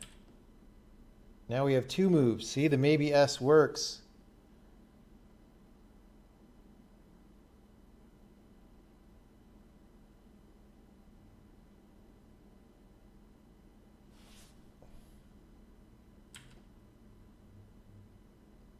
Okay, so I stepped off it, but it's still moving me. So that pretty much tells us what's happening. It's that we're generating support moves every frame. That'll be easy to debug, honestly. It's pretty clear what's happening at this point, isn't it?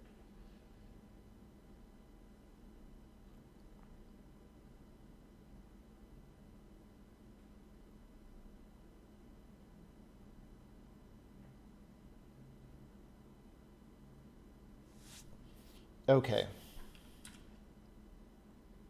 And then if I move, we do that remove supports. Interesting. So there, it was hard to get on the lily pad.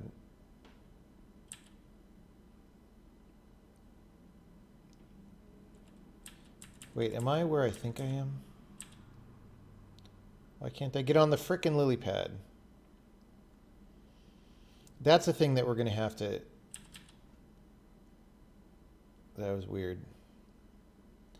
That seemed different from what I would expect.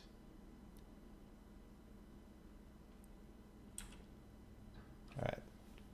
Okay, so we know what the problem is and we can debug it, but let's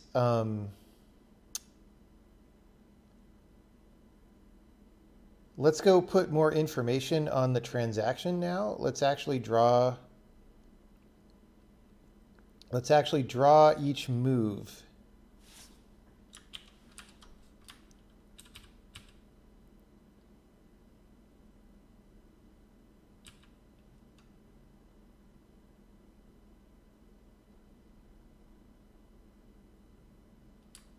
Okay, so for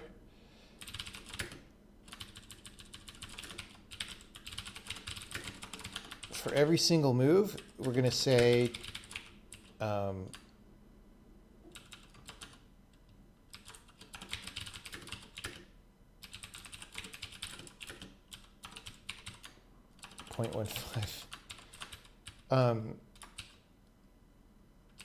We're going to say hello sailor, right?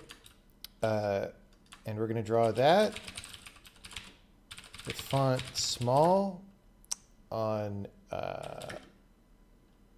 X single and Y and FG color A effect. All right, so what's FG color A going to be?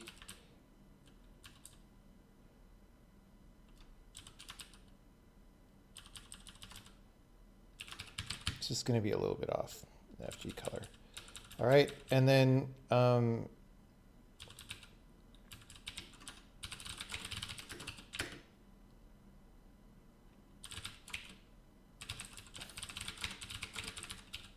something like that.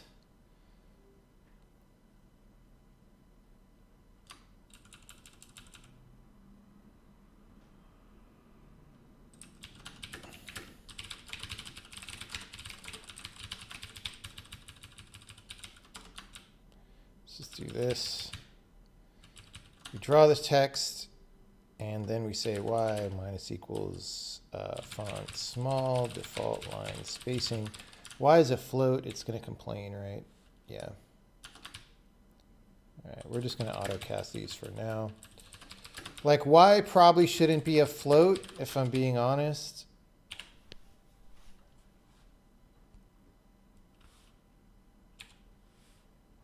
All right, so we're printing hello sailor. Now if I step onto the thing, now we print two hello sailors.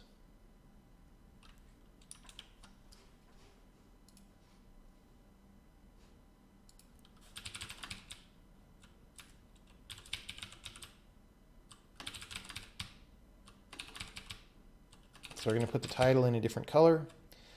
And now instead of hello sailor, we're going to say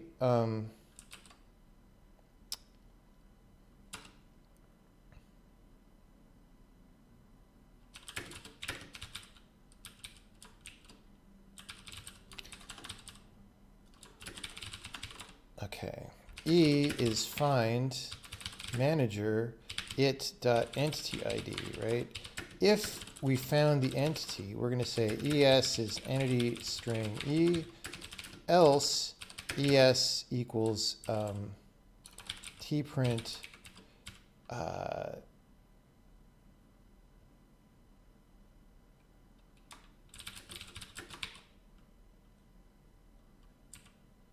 right ID string. This should never happen probably, but so this entity string prints the type and all. You'll see, right? Okay, so then we're just going to say S is going to be this for now, which is a wasted tprint, but we're going to put more information in there. Entity ID is not a member of move string. Oh, it's a single move.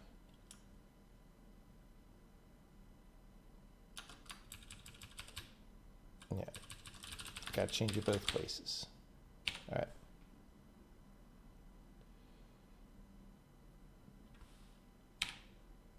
There we go. So we've got the entity type that's moving and the ID.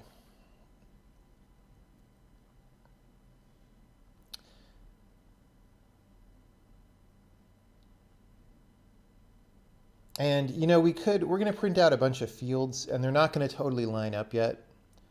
And, like, maybe later we'll get picky about, like, lining up the x coordinates of the different things. But for now,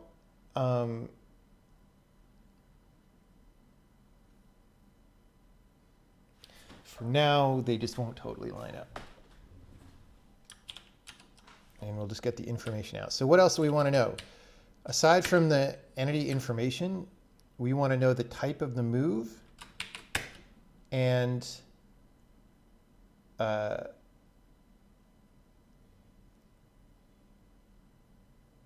maybe the visual start and visual end. Let's just do the type of the move first, right? And of course, the great thing is that's an enum, right? It's on the move info, right?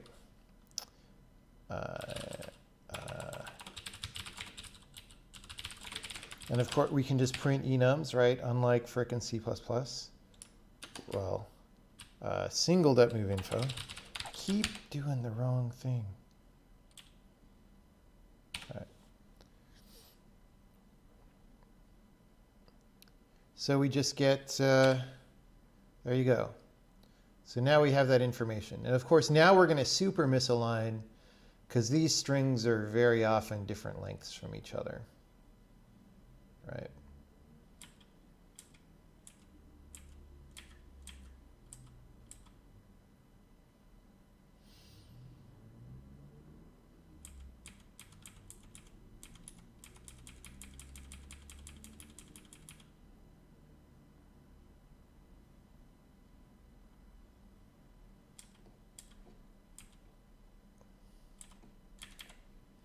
Okay.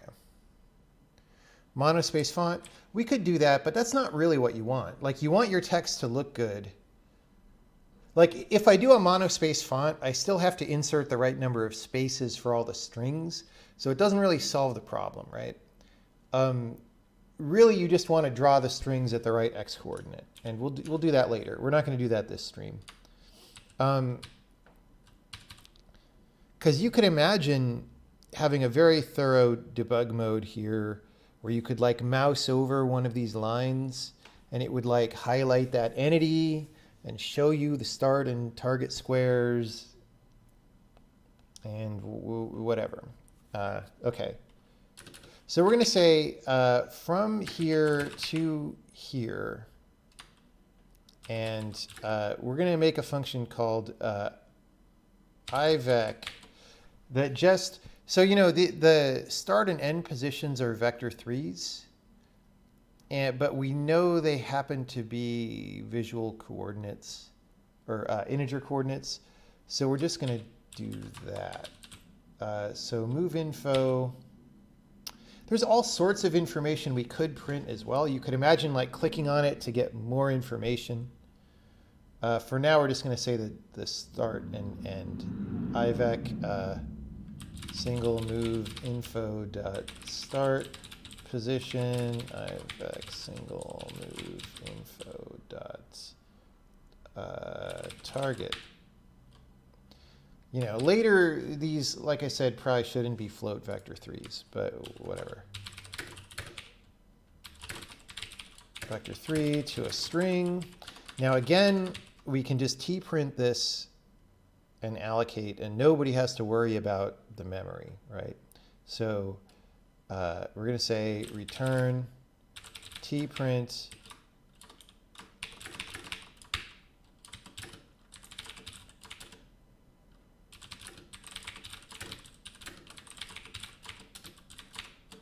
like that. And nobody cares, and it's not a leak. because we clean up our temporary allocations later. There we go.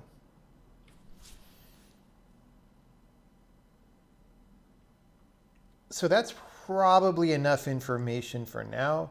You can imagine having more information, but, you know.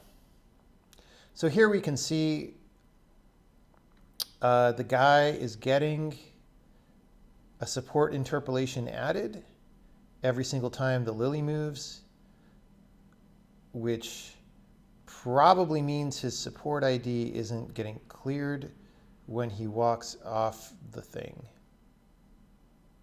Because the way we add support interpolations is we search for people with that support ID. It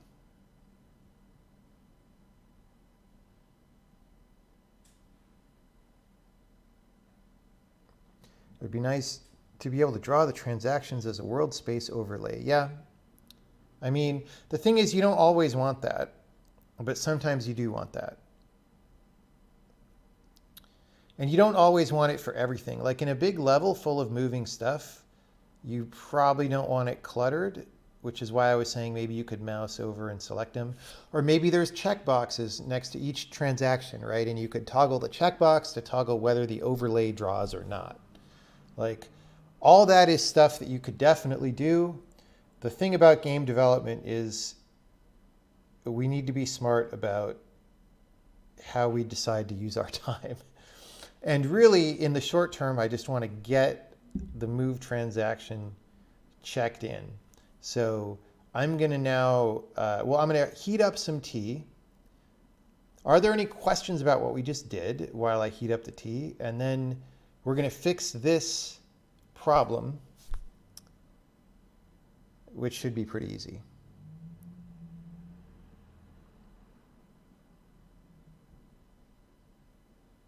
Doesn't that mean that the lily pad is generating support statements even after it has stopped moving? It's quite possible, if you mean on the earlier level. So here's the thing.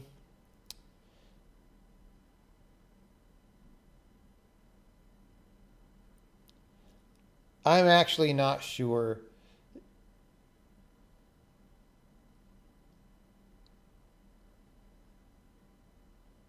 I'm not sure what was going on with that one. It could be that there was a support transaction that never completes or something. We'll have to go look at that now that we have some debug information. We could do that now.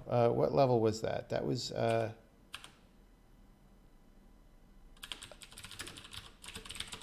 we were here, right? So let's just see what is happening. Let me start the tea water heating up while we do this.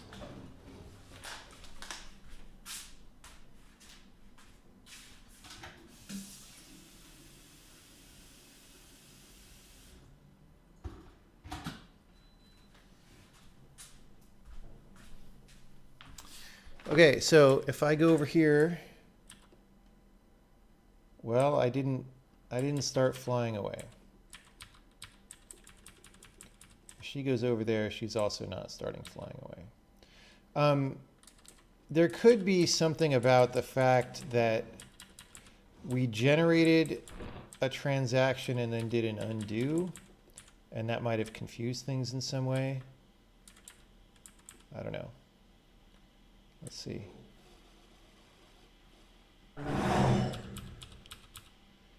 So if we want the information to not change so fast, we could slow it down. We probably are going to want to draw a backdrop behind this. All sorts of things. Anyway, like it appears to be working. Let's see what happens when these come to rest here.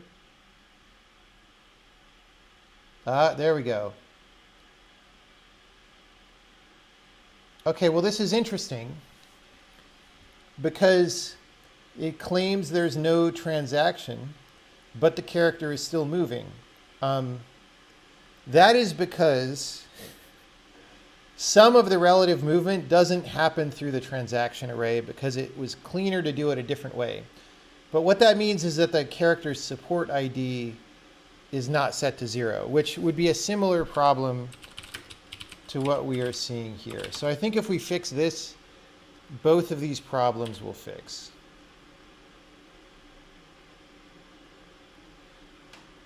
See, I don't know why that one cleared it, which was weird. Like, sometimes we step off. Oh, that time it cleared it.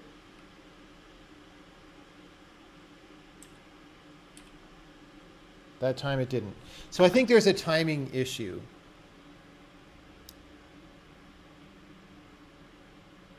Of some kind. We're going to have to look at. It was an earlier version of the simple level where the lily pad just ran into the island. Yeah, I think that's the same as what we were seeing there.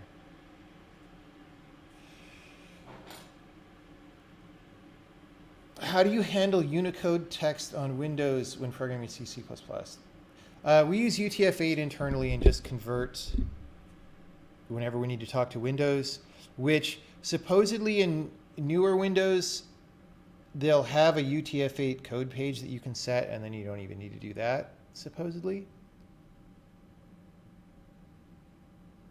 Could that be because of that float value? No, it's not that.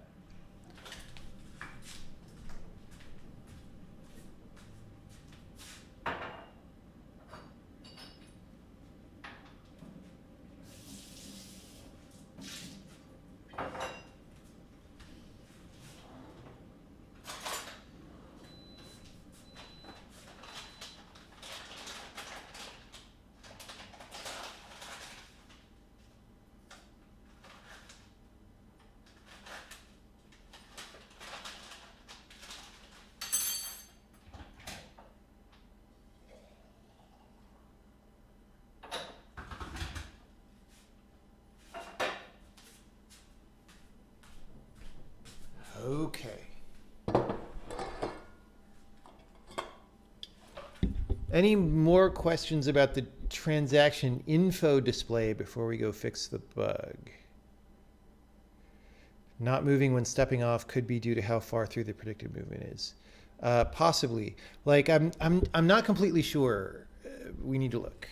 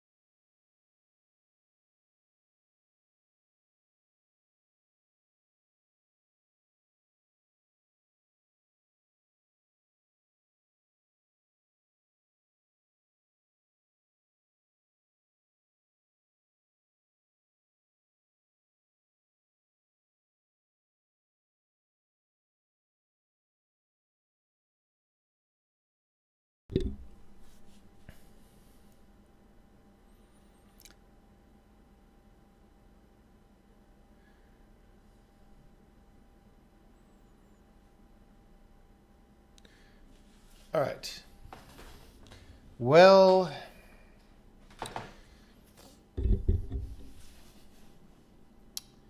someone remind me in about 3 minutes to pour my tea before it oversteeps.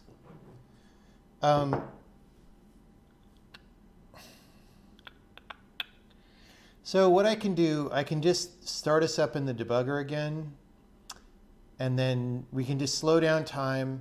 We can make this start happening, and then this should happen through a call to add support interpolation, and we'll just verify what we think is happening, which is that the support ID is incorrectly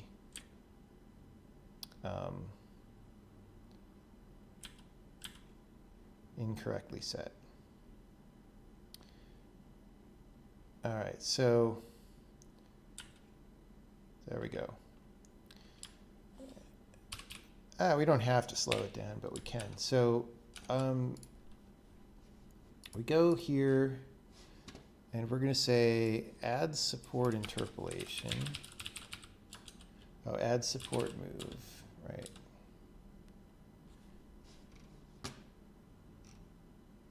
So this is the thing that actually puts the move in. And so no surprise, we are adding a support move. That's why the guy is moving. Okay, so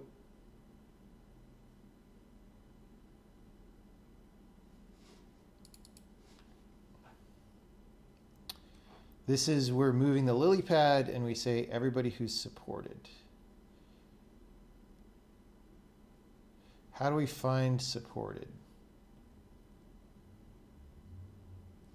We check the supported by ID. Okay, so yeah, like I said, this is an entity, right? And then on the entity, there should be a supported by ID. Maybe it's in undoable data. Where is it, man? Oh, there it is. Yeah. So that is not getting reset for some reason. Why not? It's definitely getting set when we walk onto something.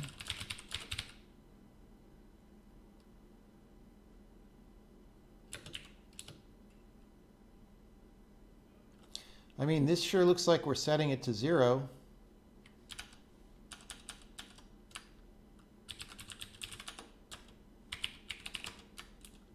Update support.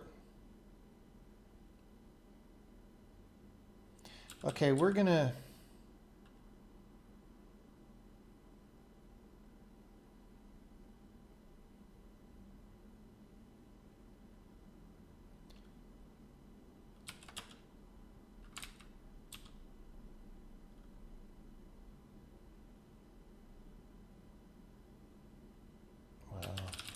who calls update supports?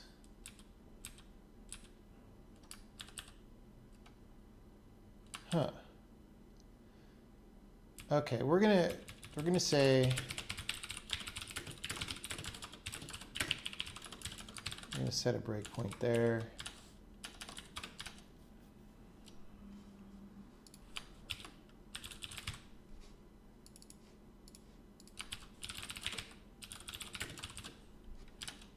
And I want to know when I'm walking off this thing, T pending. Yeah.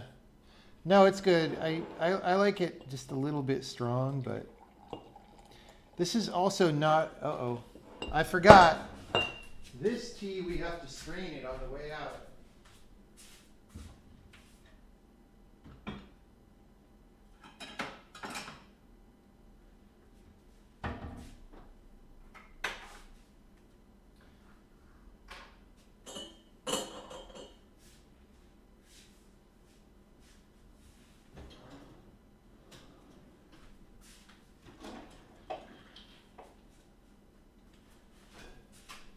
We need to strain the tea. We have a tea straining emergency.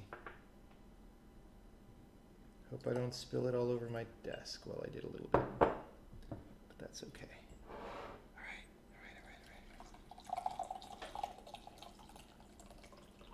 It's going to be totally worth all the trouble.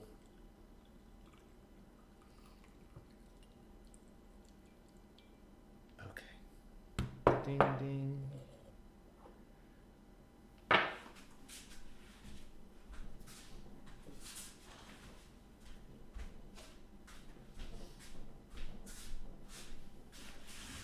Okay. Mission accomplished. So now we step onto the lily pad. We're not going to care about the support move. So now I'm going to slow down time. I'm going to start moving off. And now Uh-oh. Here we go. We want to know this. So when approximately when I cross the line onto the land here, we're getting update support for Guy. Now, here's the issue. I don't know if for some reason this is due to the Lily transaction completing or the Guy transaction completing. I think it's probably due to the Guy transaction completing. Because the Lily should have moved squares like way back. But let's double check why we're here. So we're updating a transaction. This transaction should just have one thing in it, and it should be the Guy, right?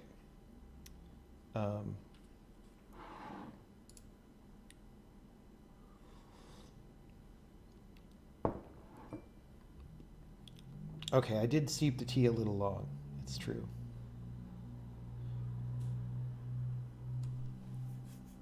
Okay, so it's driven by a controller, so this means it's the Guy's voluntary move. So that's as expected. We're updating support.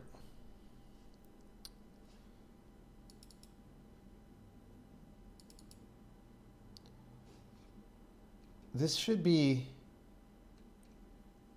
after we have done the move. So we did physical moves up here, which means by the time we get down here, this Guy's position should be at the new place. Oh, I wasn't drawing the transactions, but well, let's go here. This has a single move. It's going from, let's look at the physical number squares. It's going from 6, 6 to 6, 7, so he's walking north, right? And so the Guy's position, if we go look at it for support update purposes, should be 6, 7 now. All right? So if we go E undoable data position 6, 7. Okay. Is there a supporter? No. Okay, good. Okay. So we're going to go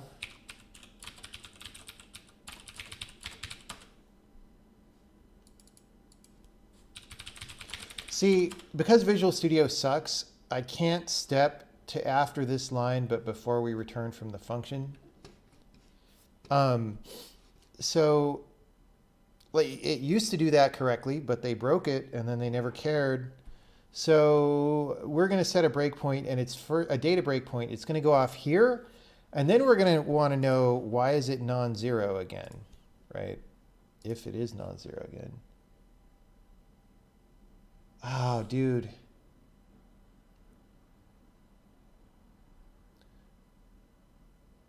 We might get sabotaged because the problem is whenever we do a break like this, our key input is stuck down and we're going to generate extra moves from the key being held down.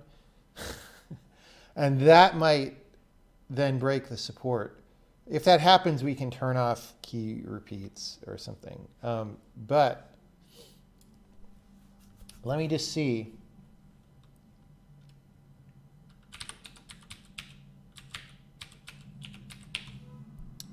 It's such a garbage that I have to type this in by hand still. 8F0 FE6A4. Okay. So that's not a surprise. But the question is, does it get reset later?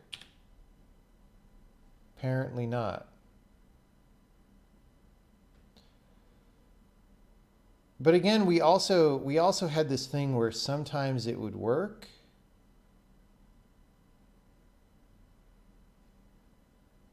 Like, it doesn't look to me like I'm moving with the thing.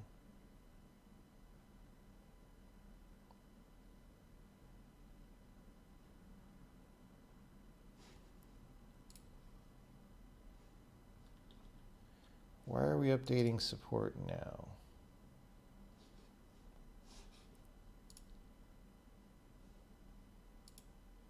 This must be the lily pad moving.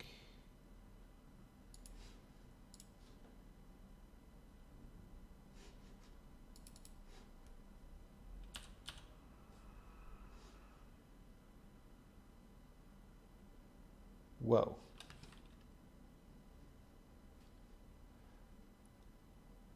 Okay, wait. The support...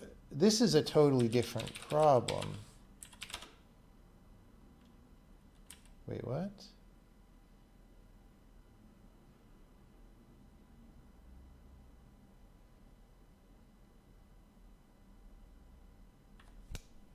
Okay, I know what happened. This is actually the guy, right? Let me see. Oh, it is the guy because otherwise our breakpoint wouldn't have happened. Okay, here's what happened. Somehow the guy got his gameplay position teleported back on top of the lily pad. And it happened during the completion of this transaction, or when this transaction fired its physical moves or something.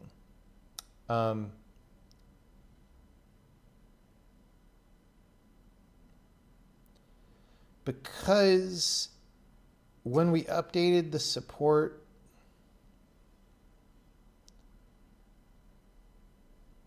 we didn't. Okay, remember we had that loop before where we break support transactions?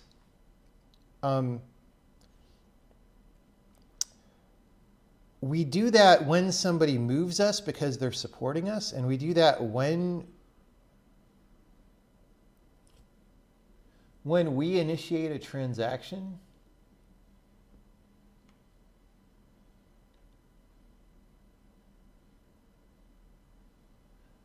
But we don't do it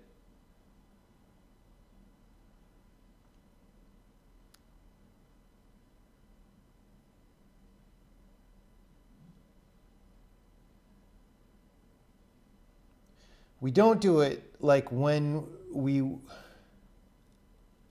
So if we walk off something, all right. So we start walking off a lily pad, that breaks the transaction. But while we're walking off it, we're still on it, okay?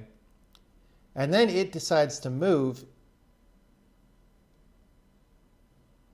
and it brings us with it, even though we're moving off it.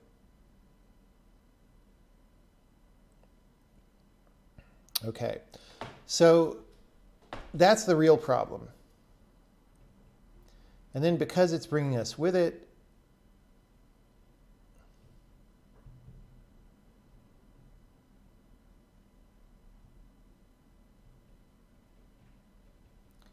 then when the physical move triggers, it moves our gameplay position back on top of it, and then the support test returns true. Okay. So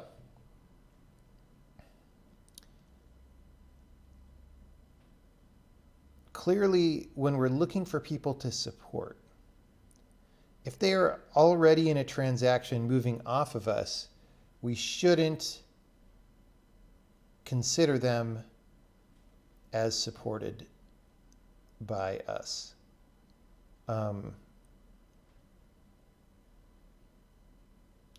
If that transaction completes before our transaction, if it completes after, then we do want to carry them.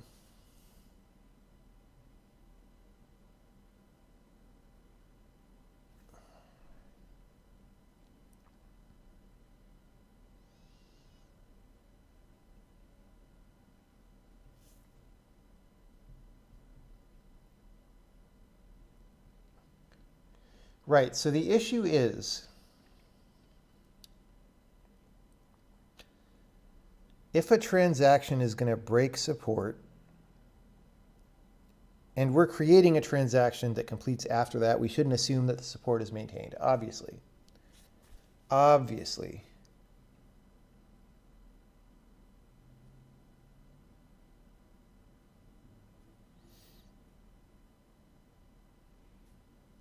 So,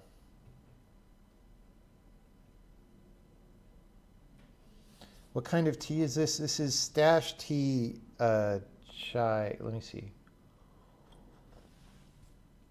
Let me get you guys the...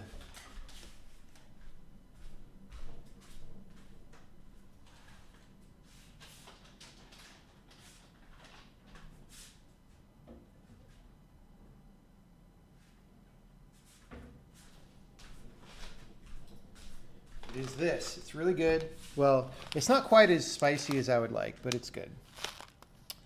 I like their Earl Grey better.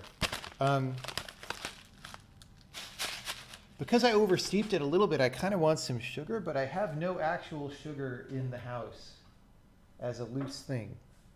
So I'm going to have to eat more chocolate.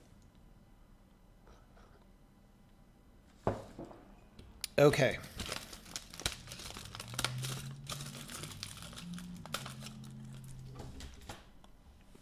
I have no honey either. Very sad.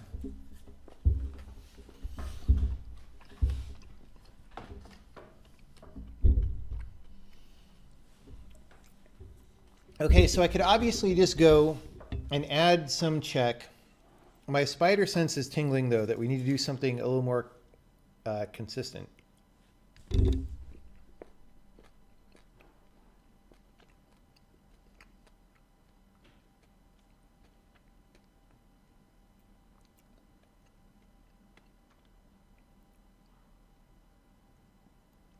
Because, of course, when we walk onto something that has a support transaction in progress, we also want to start moving and be moved by that thing. Otherwise, that's bad. So instead of deciding not to...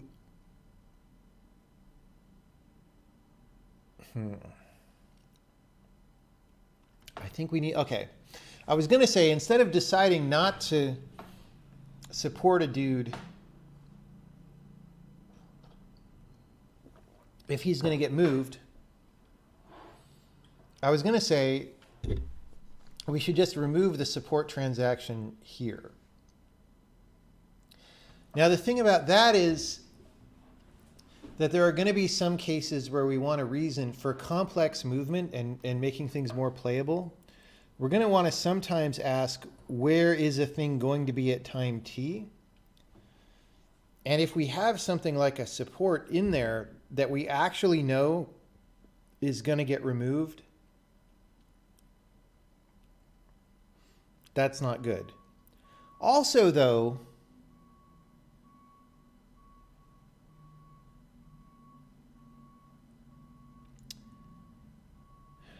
see, if we don't add the support, then we won't like visually slide the guy in the interim before he moves off the thing.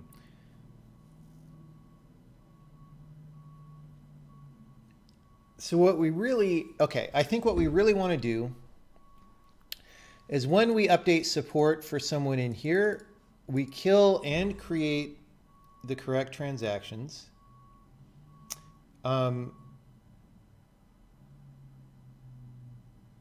And we make a note that we also want the Minority Report pre-crime version of that to also happen when we start caring about where things are going to be in the future, which we don't care about yet.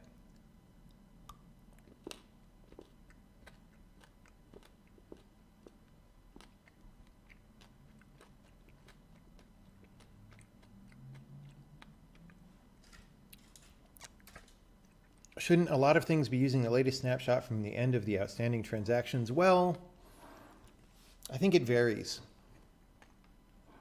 I think it's not totally clear to me yet what information who wants to use. Right now, by default, everybody just uses the current world state. But, for example, that's why... So it's kind of hard to walk onto a lily pad right now, right? Because for a while, it's not in the square where you're trying to walk into. Like if you're on land and it's on water and you want to step on it, it takes you some amount of time to step on it, right? But you won't try to step unless it's actually in that square, right? And so you have a very narrow window when you can step and get there in time before it leaves the square. Except actually we fixed part of that because of the thing that we did where we accelerate your physical move. So that's actually not so bad anymore. But we want it to be better because you should be able to walk on it before it's actually physically into your square, as long as it's guaranteed to be there by the time you get there, right? So that kind of move will want to look into the future at what the posted transactions are and say, oh, there's going to be a thing there, right? We're not doing that yet, though, because we want to just get this system working and like checked in. And then we'll work on it feeling good, right? And being more playable.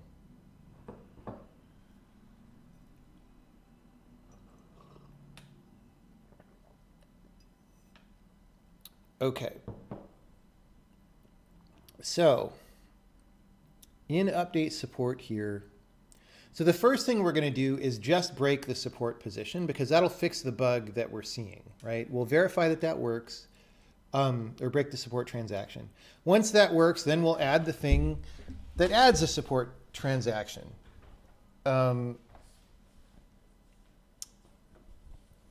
Which is a little hairier because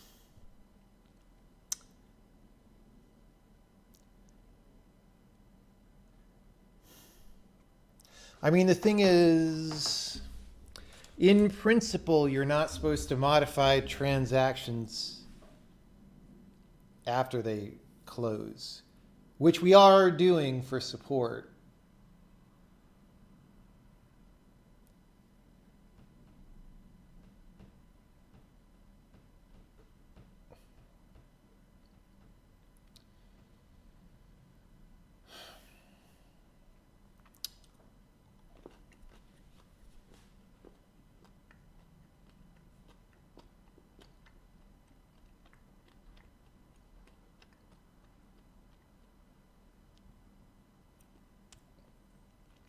We may be able to remove that later. Okay, my goal right now is fix this bug, and then I can go to lunch a bit and then come back. I don't think we're going to finish being able to check in the transaction system today, but I want to get really far on it because it's time to get it in the game. So after lunch, I'm going to come back and we're just going to keep hammering on this.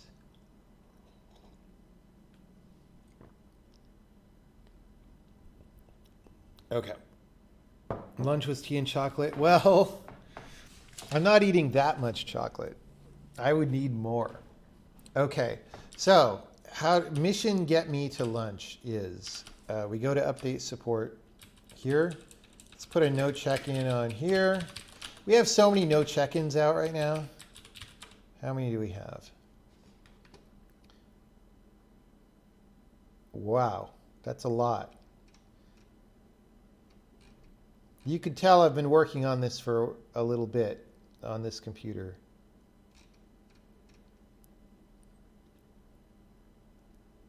Maybe we're just going to have no check-in patrol for a little bit after this. Oh my God. This has been checked out on this computer for like a month or something, which is why I wanted to get back to it and fix it. Okay. Anyway, so old supported by ID.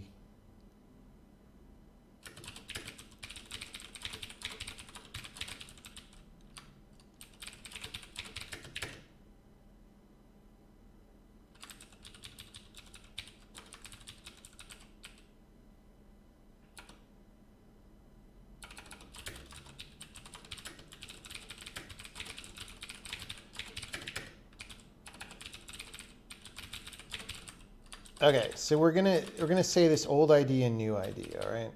So, and we're just gonna say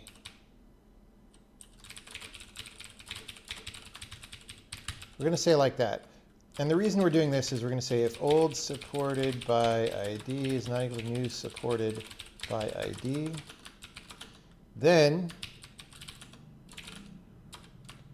we're going to say remove support moves.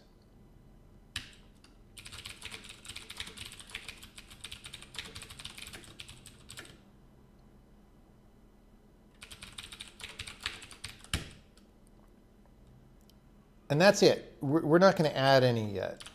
We're just going to make sure this works. Whoops. Capital. Stray capital.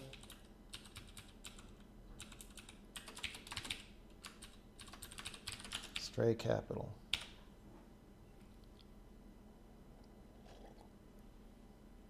What do I think about language level interactive debugger statements that allow you to poke at variables, call functions and stuff? What do you mean? Isn't that just a debugger? Like the debugger would let you do that stuff if it doesn't suck. So I'm not sure I understand the question. All right.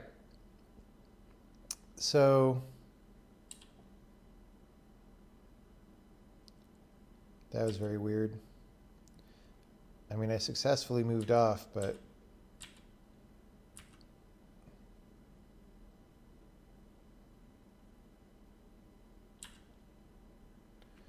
so why are we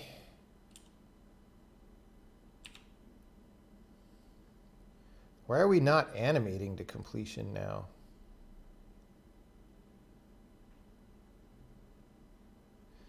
We must be killing our own transaction.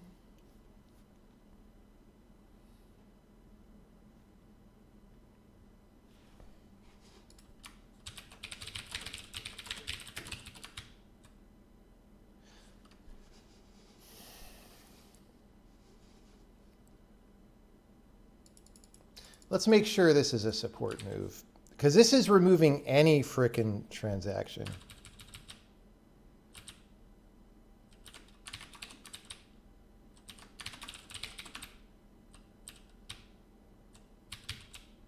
All right.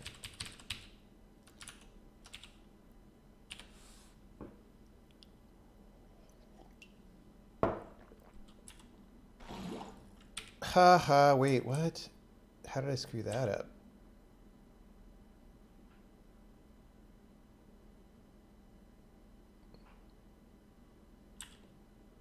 All right, I walked off it. We were fine. Undo doesn't here. Let me put it. We don't expect undo to work correctly, but for that reason, let's do this. So we can just reset the level. I missed my timing to step on the thing.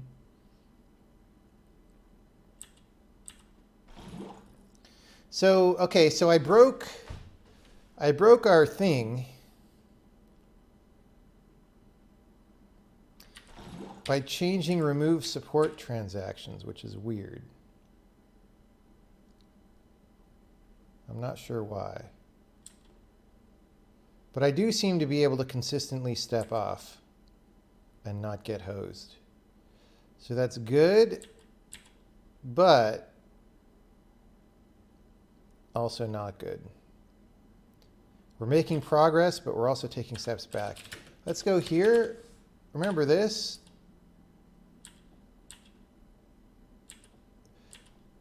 Oh, you know, I think it only happens, okay. This is actually expected.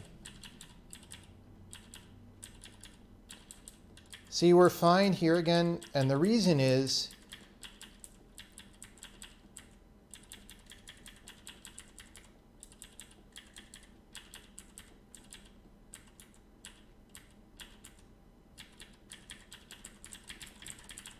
okay.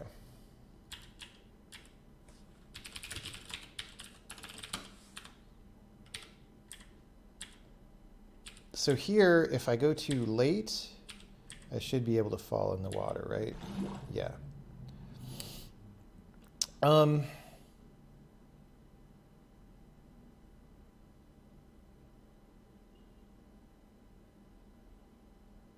I think that's just expected behavior.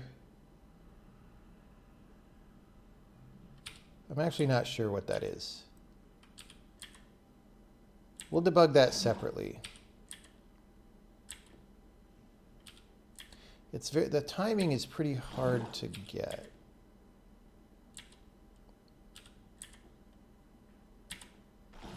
It's a very thin window. So if I start moving, and then the thing moves out from where I'm going,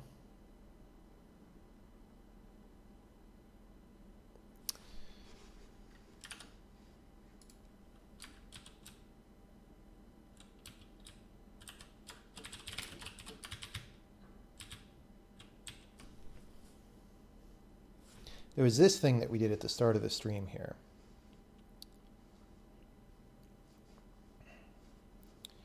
So like, are we not setting the support ID of our target?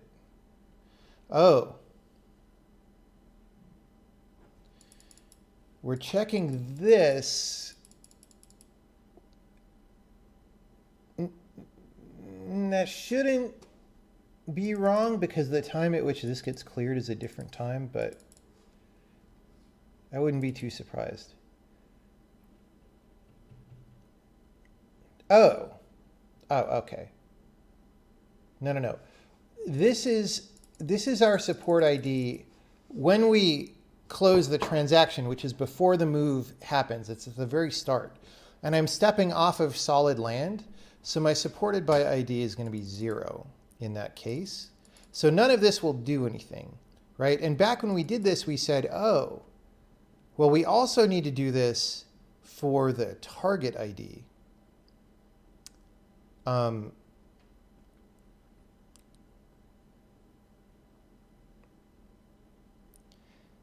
But we did that before we added the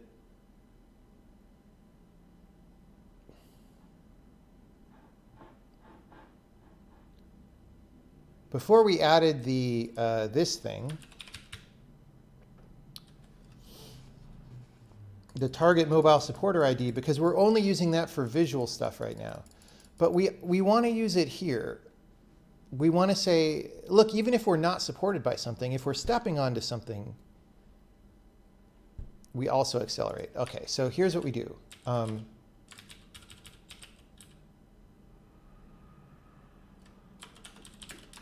If we are on something that is going to move us before it moves. If we are moving onto something that is going to move. And so each of these will be a separate case that for now just bumps our move earlier in time. Eventually, we'll want to maybe take different options. But, okay. So if that's equal to my support ID, right? Actually, we don't care about stationary. We'll filter that out for both of these. Okay, if it's my support ID, right? Or if we're moving on to something. So if it dot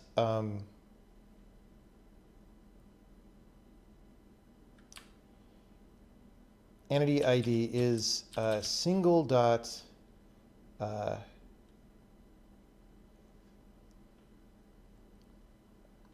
what was it called? Target mobile supporter ID. Right? Whoops.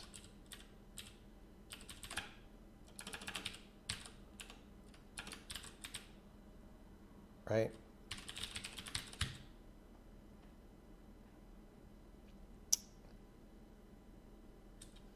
Then we're going to put an oops for this one, just so that we know it's working.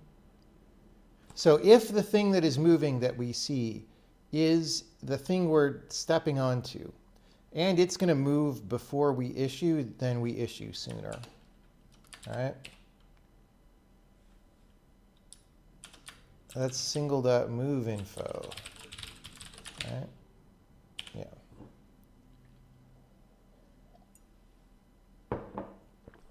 Okay.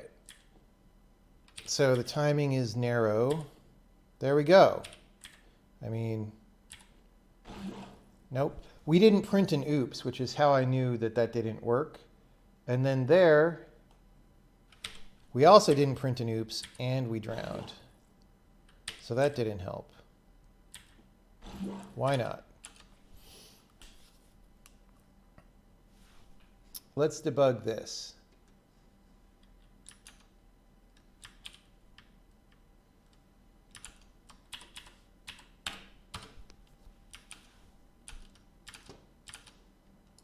Oh, come on, dude, just push the button. Okay, not that one.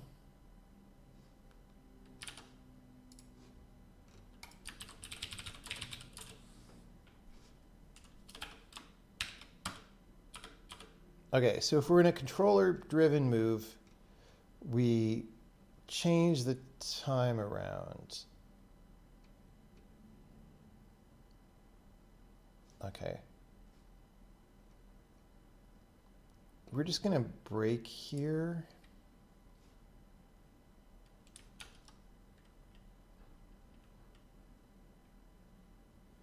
Let's slow down time. Actually, not yet.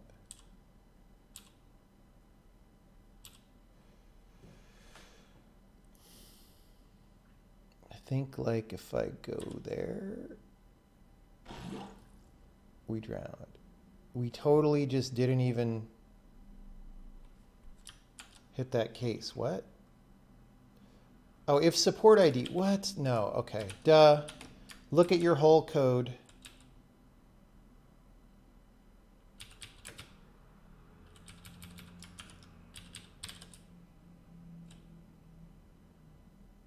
Actually,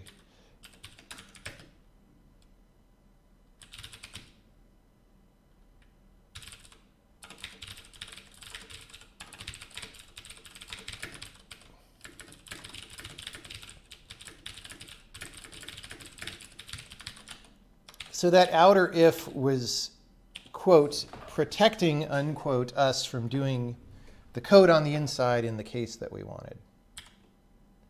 Okay, well, we didn't oops that time, so that was too soon. Nope. Oops, but we stayed on. Oops, but we stayed on. All right, so I'm feeling like we fixed that.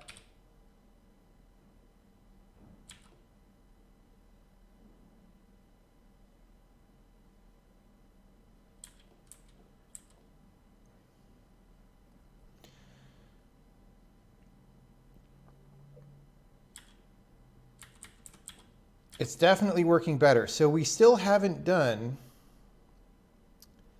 the thing that we said about making a support transaction when we step onto something. And so there's still like a narrow window.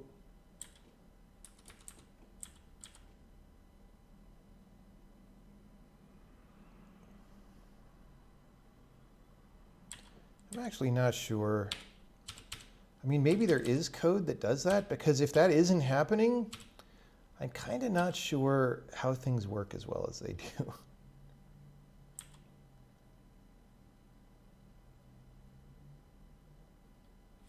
Okay, let me wait a little longer to step on that.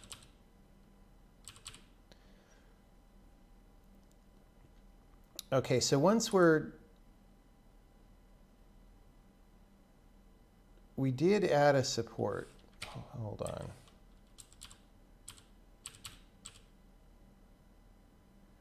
So that's already moving.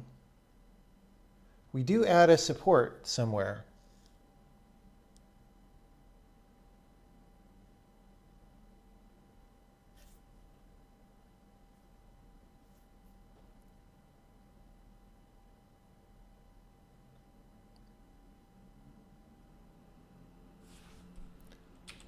Okay, so let me just slow this down real good. Okay, so this lily is going to go to move 153 when it hits the middle of the square. After we see 153, I'm going to move onto it. So it already doesn't have a support. I'm 154, I'm stepping onto it. So now a support will get added to 153 at some point, see?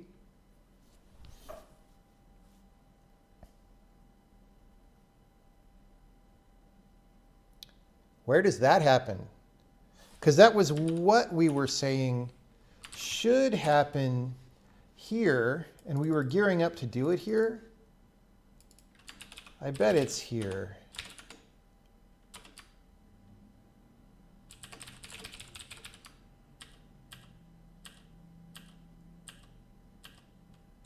Okay.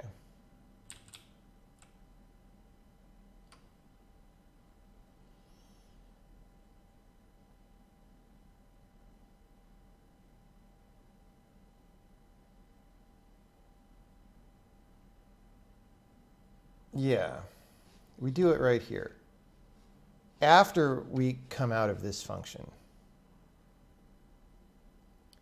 So really,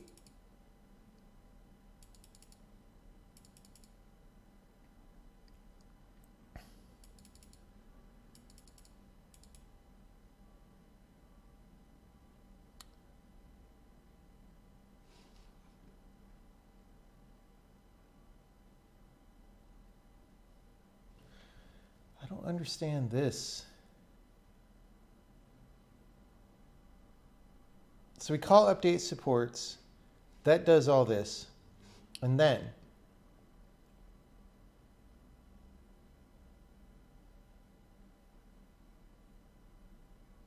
oh, we say if not it that's supported by ID.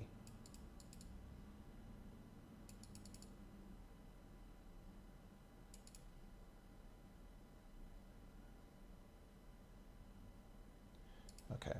So I'm going to, instead of having this happen in here, I'm going to have it happen out here so that all the transaction stuff happens in the same place. So we're going to do this. We're going to go out here. We're going to do this. I'm going to say if it dot supported by ID, we're going to do a bunch of stuff.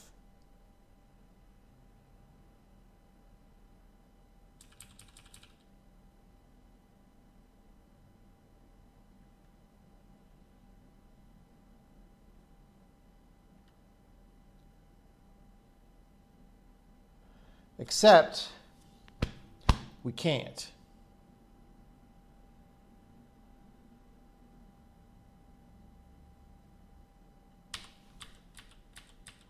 Because we don't, all right. I said we're going to,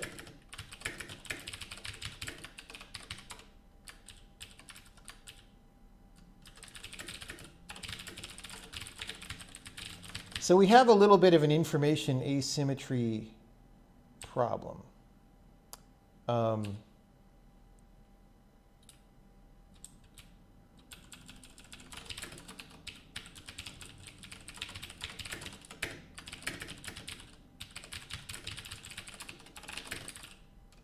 Factor in stuff from,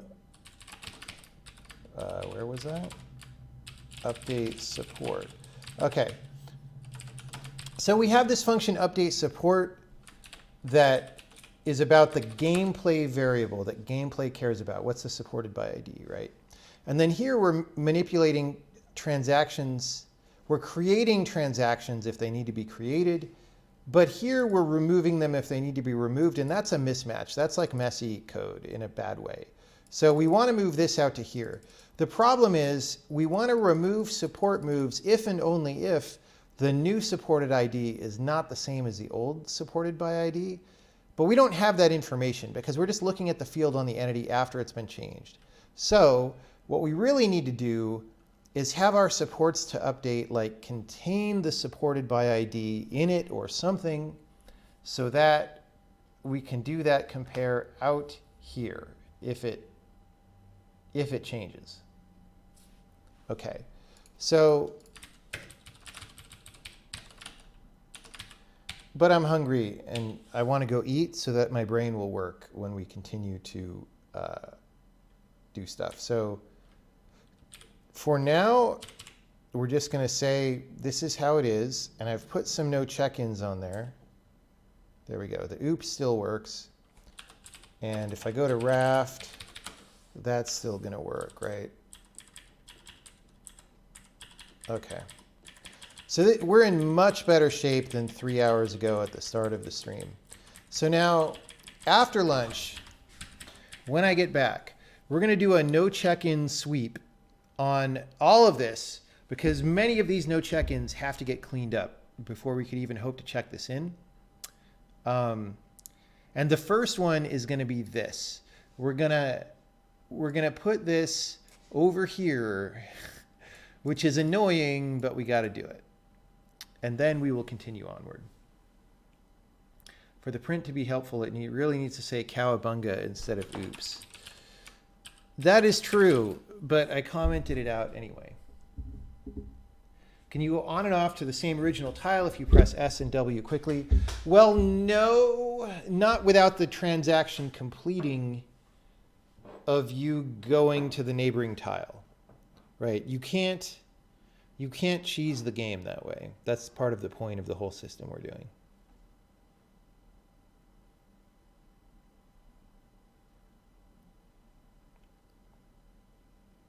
You were thinking a game like this could be free running and set some objects to use targeted movement, the reverse of using the predicted velocity to get items to arrive on a square at quantized times. Would this be more expensive to process? It would be way more expensive to process, but the real problem is it's basically impossible to write puzzle gameplay logic for a system like that. Super impossible. I thought about that. That was one of the movement systems that I considered, and you just can't make it robust, as far as I know. I never figured out a way to make it robust. Is there any ladder thing that lets a character climb a block? There isn't currently, no.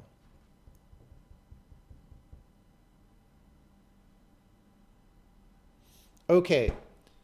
Thanks for coming by. We will start up the stream again after lunch. We're not going to raid anybody because that takes 5 or 10 minutes, and I would like to go eat. But our movement quality, it's going up, and hopefully it will keep going up. We might, so we're going to do this no check-in sweep, and depending on how well that goes, there were a lot of no check-ins. Depending on how well that goes, we might start adding undo, because that's the other major thing that needs to happen. And then once that's in, like, I imagine that there's still some levels that are broken movement-wise, but I feel like the majority of them will be playable in some way. Although before we go recording new level solutions, because they're so timing sensitive, probably I should do the lily pad getting onto timing improvement. And that'll be an interesting use of the transaction system that starts giving us the benefits. So far, we've just been paying the costs of like implementing it, but we'll start getting benefits out of it. Actually, we already got some benefits out of it, but we'll get more. All right. See you all in a little bit, like in an hour or something, maybe a little bit more. It has been wine o'clock in the UK. Well, GG's. See you in a little bit.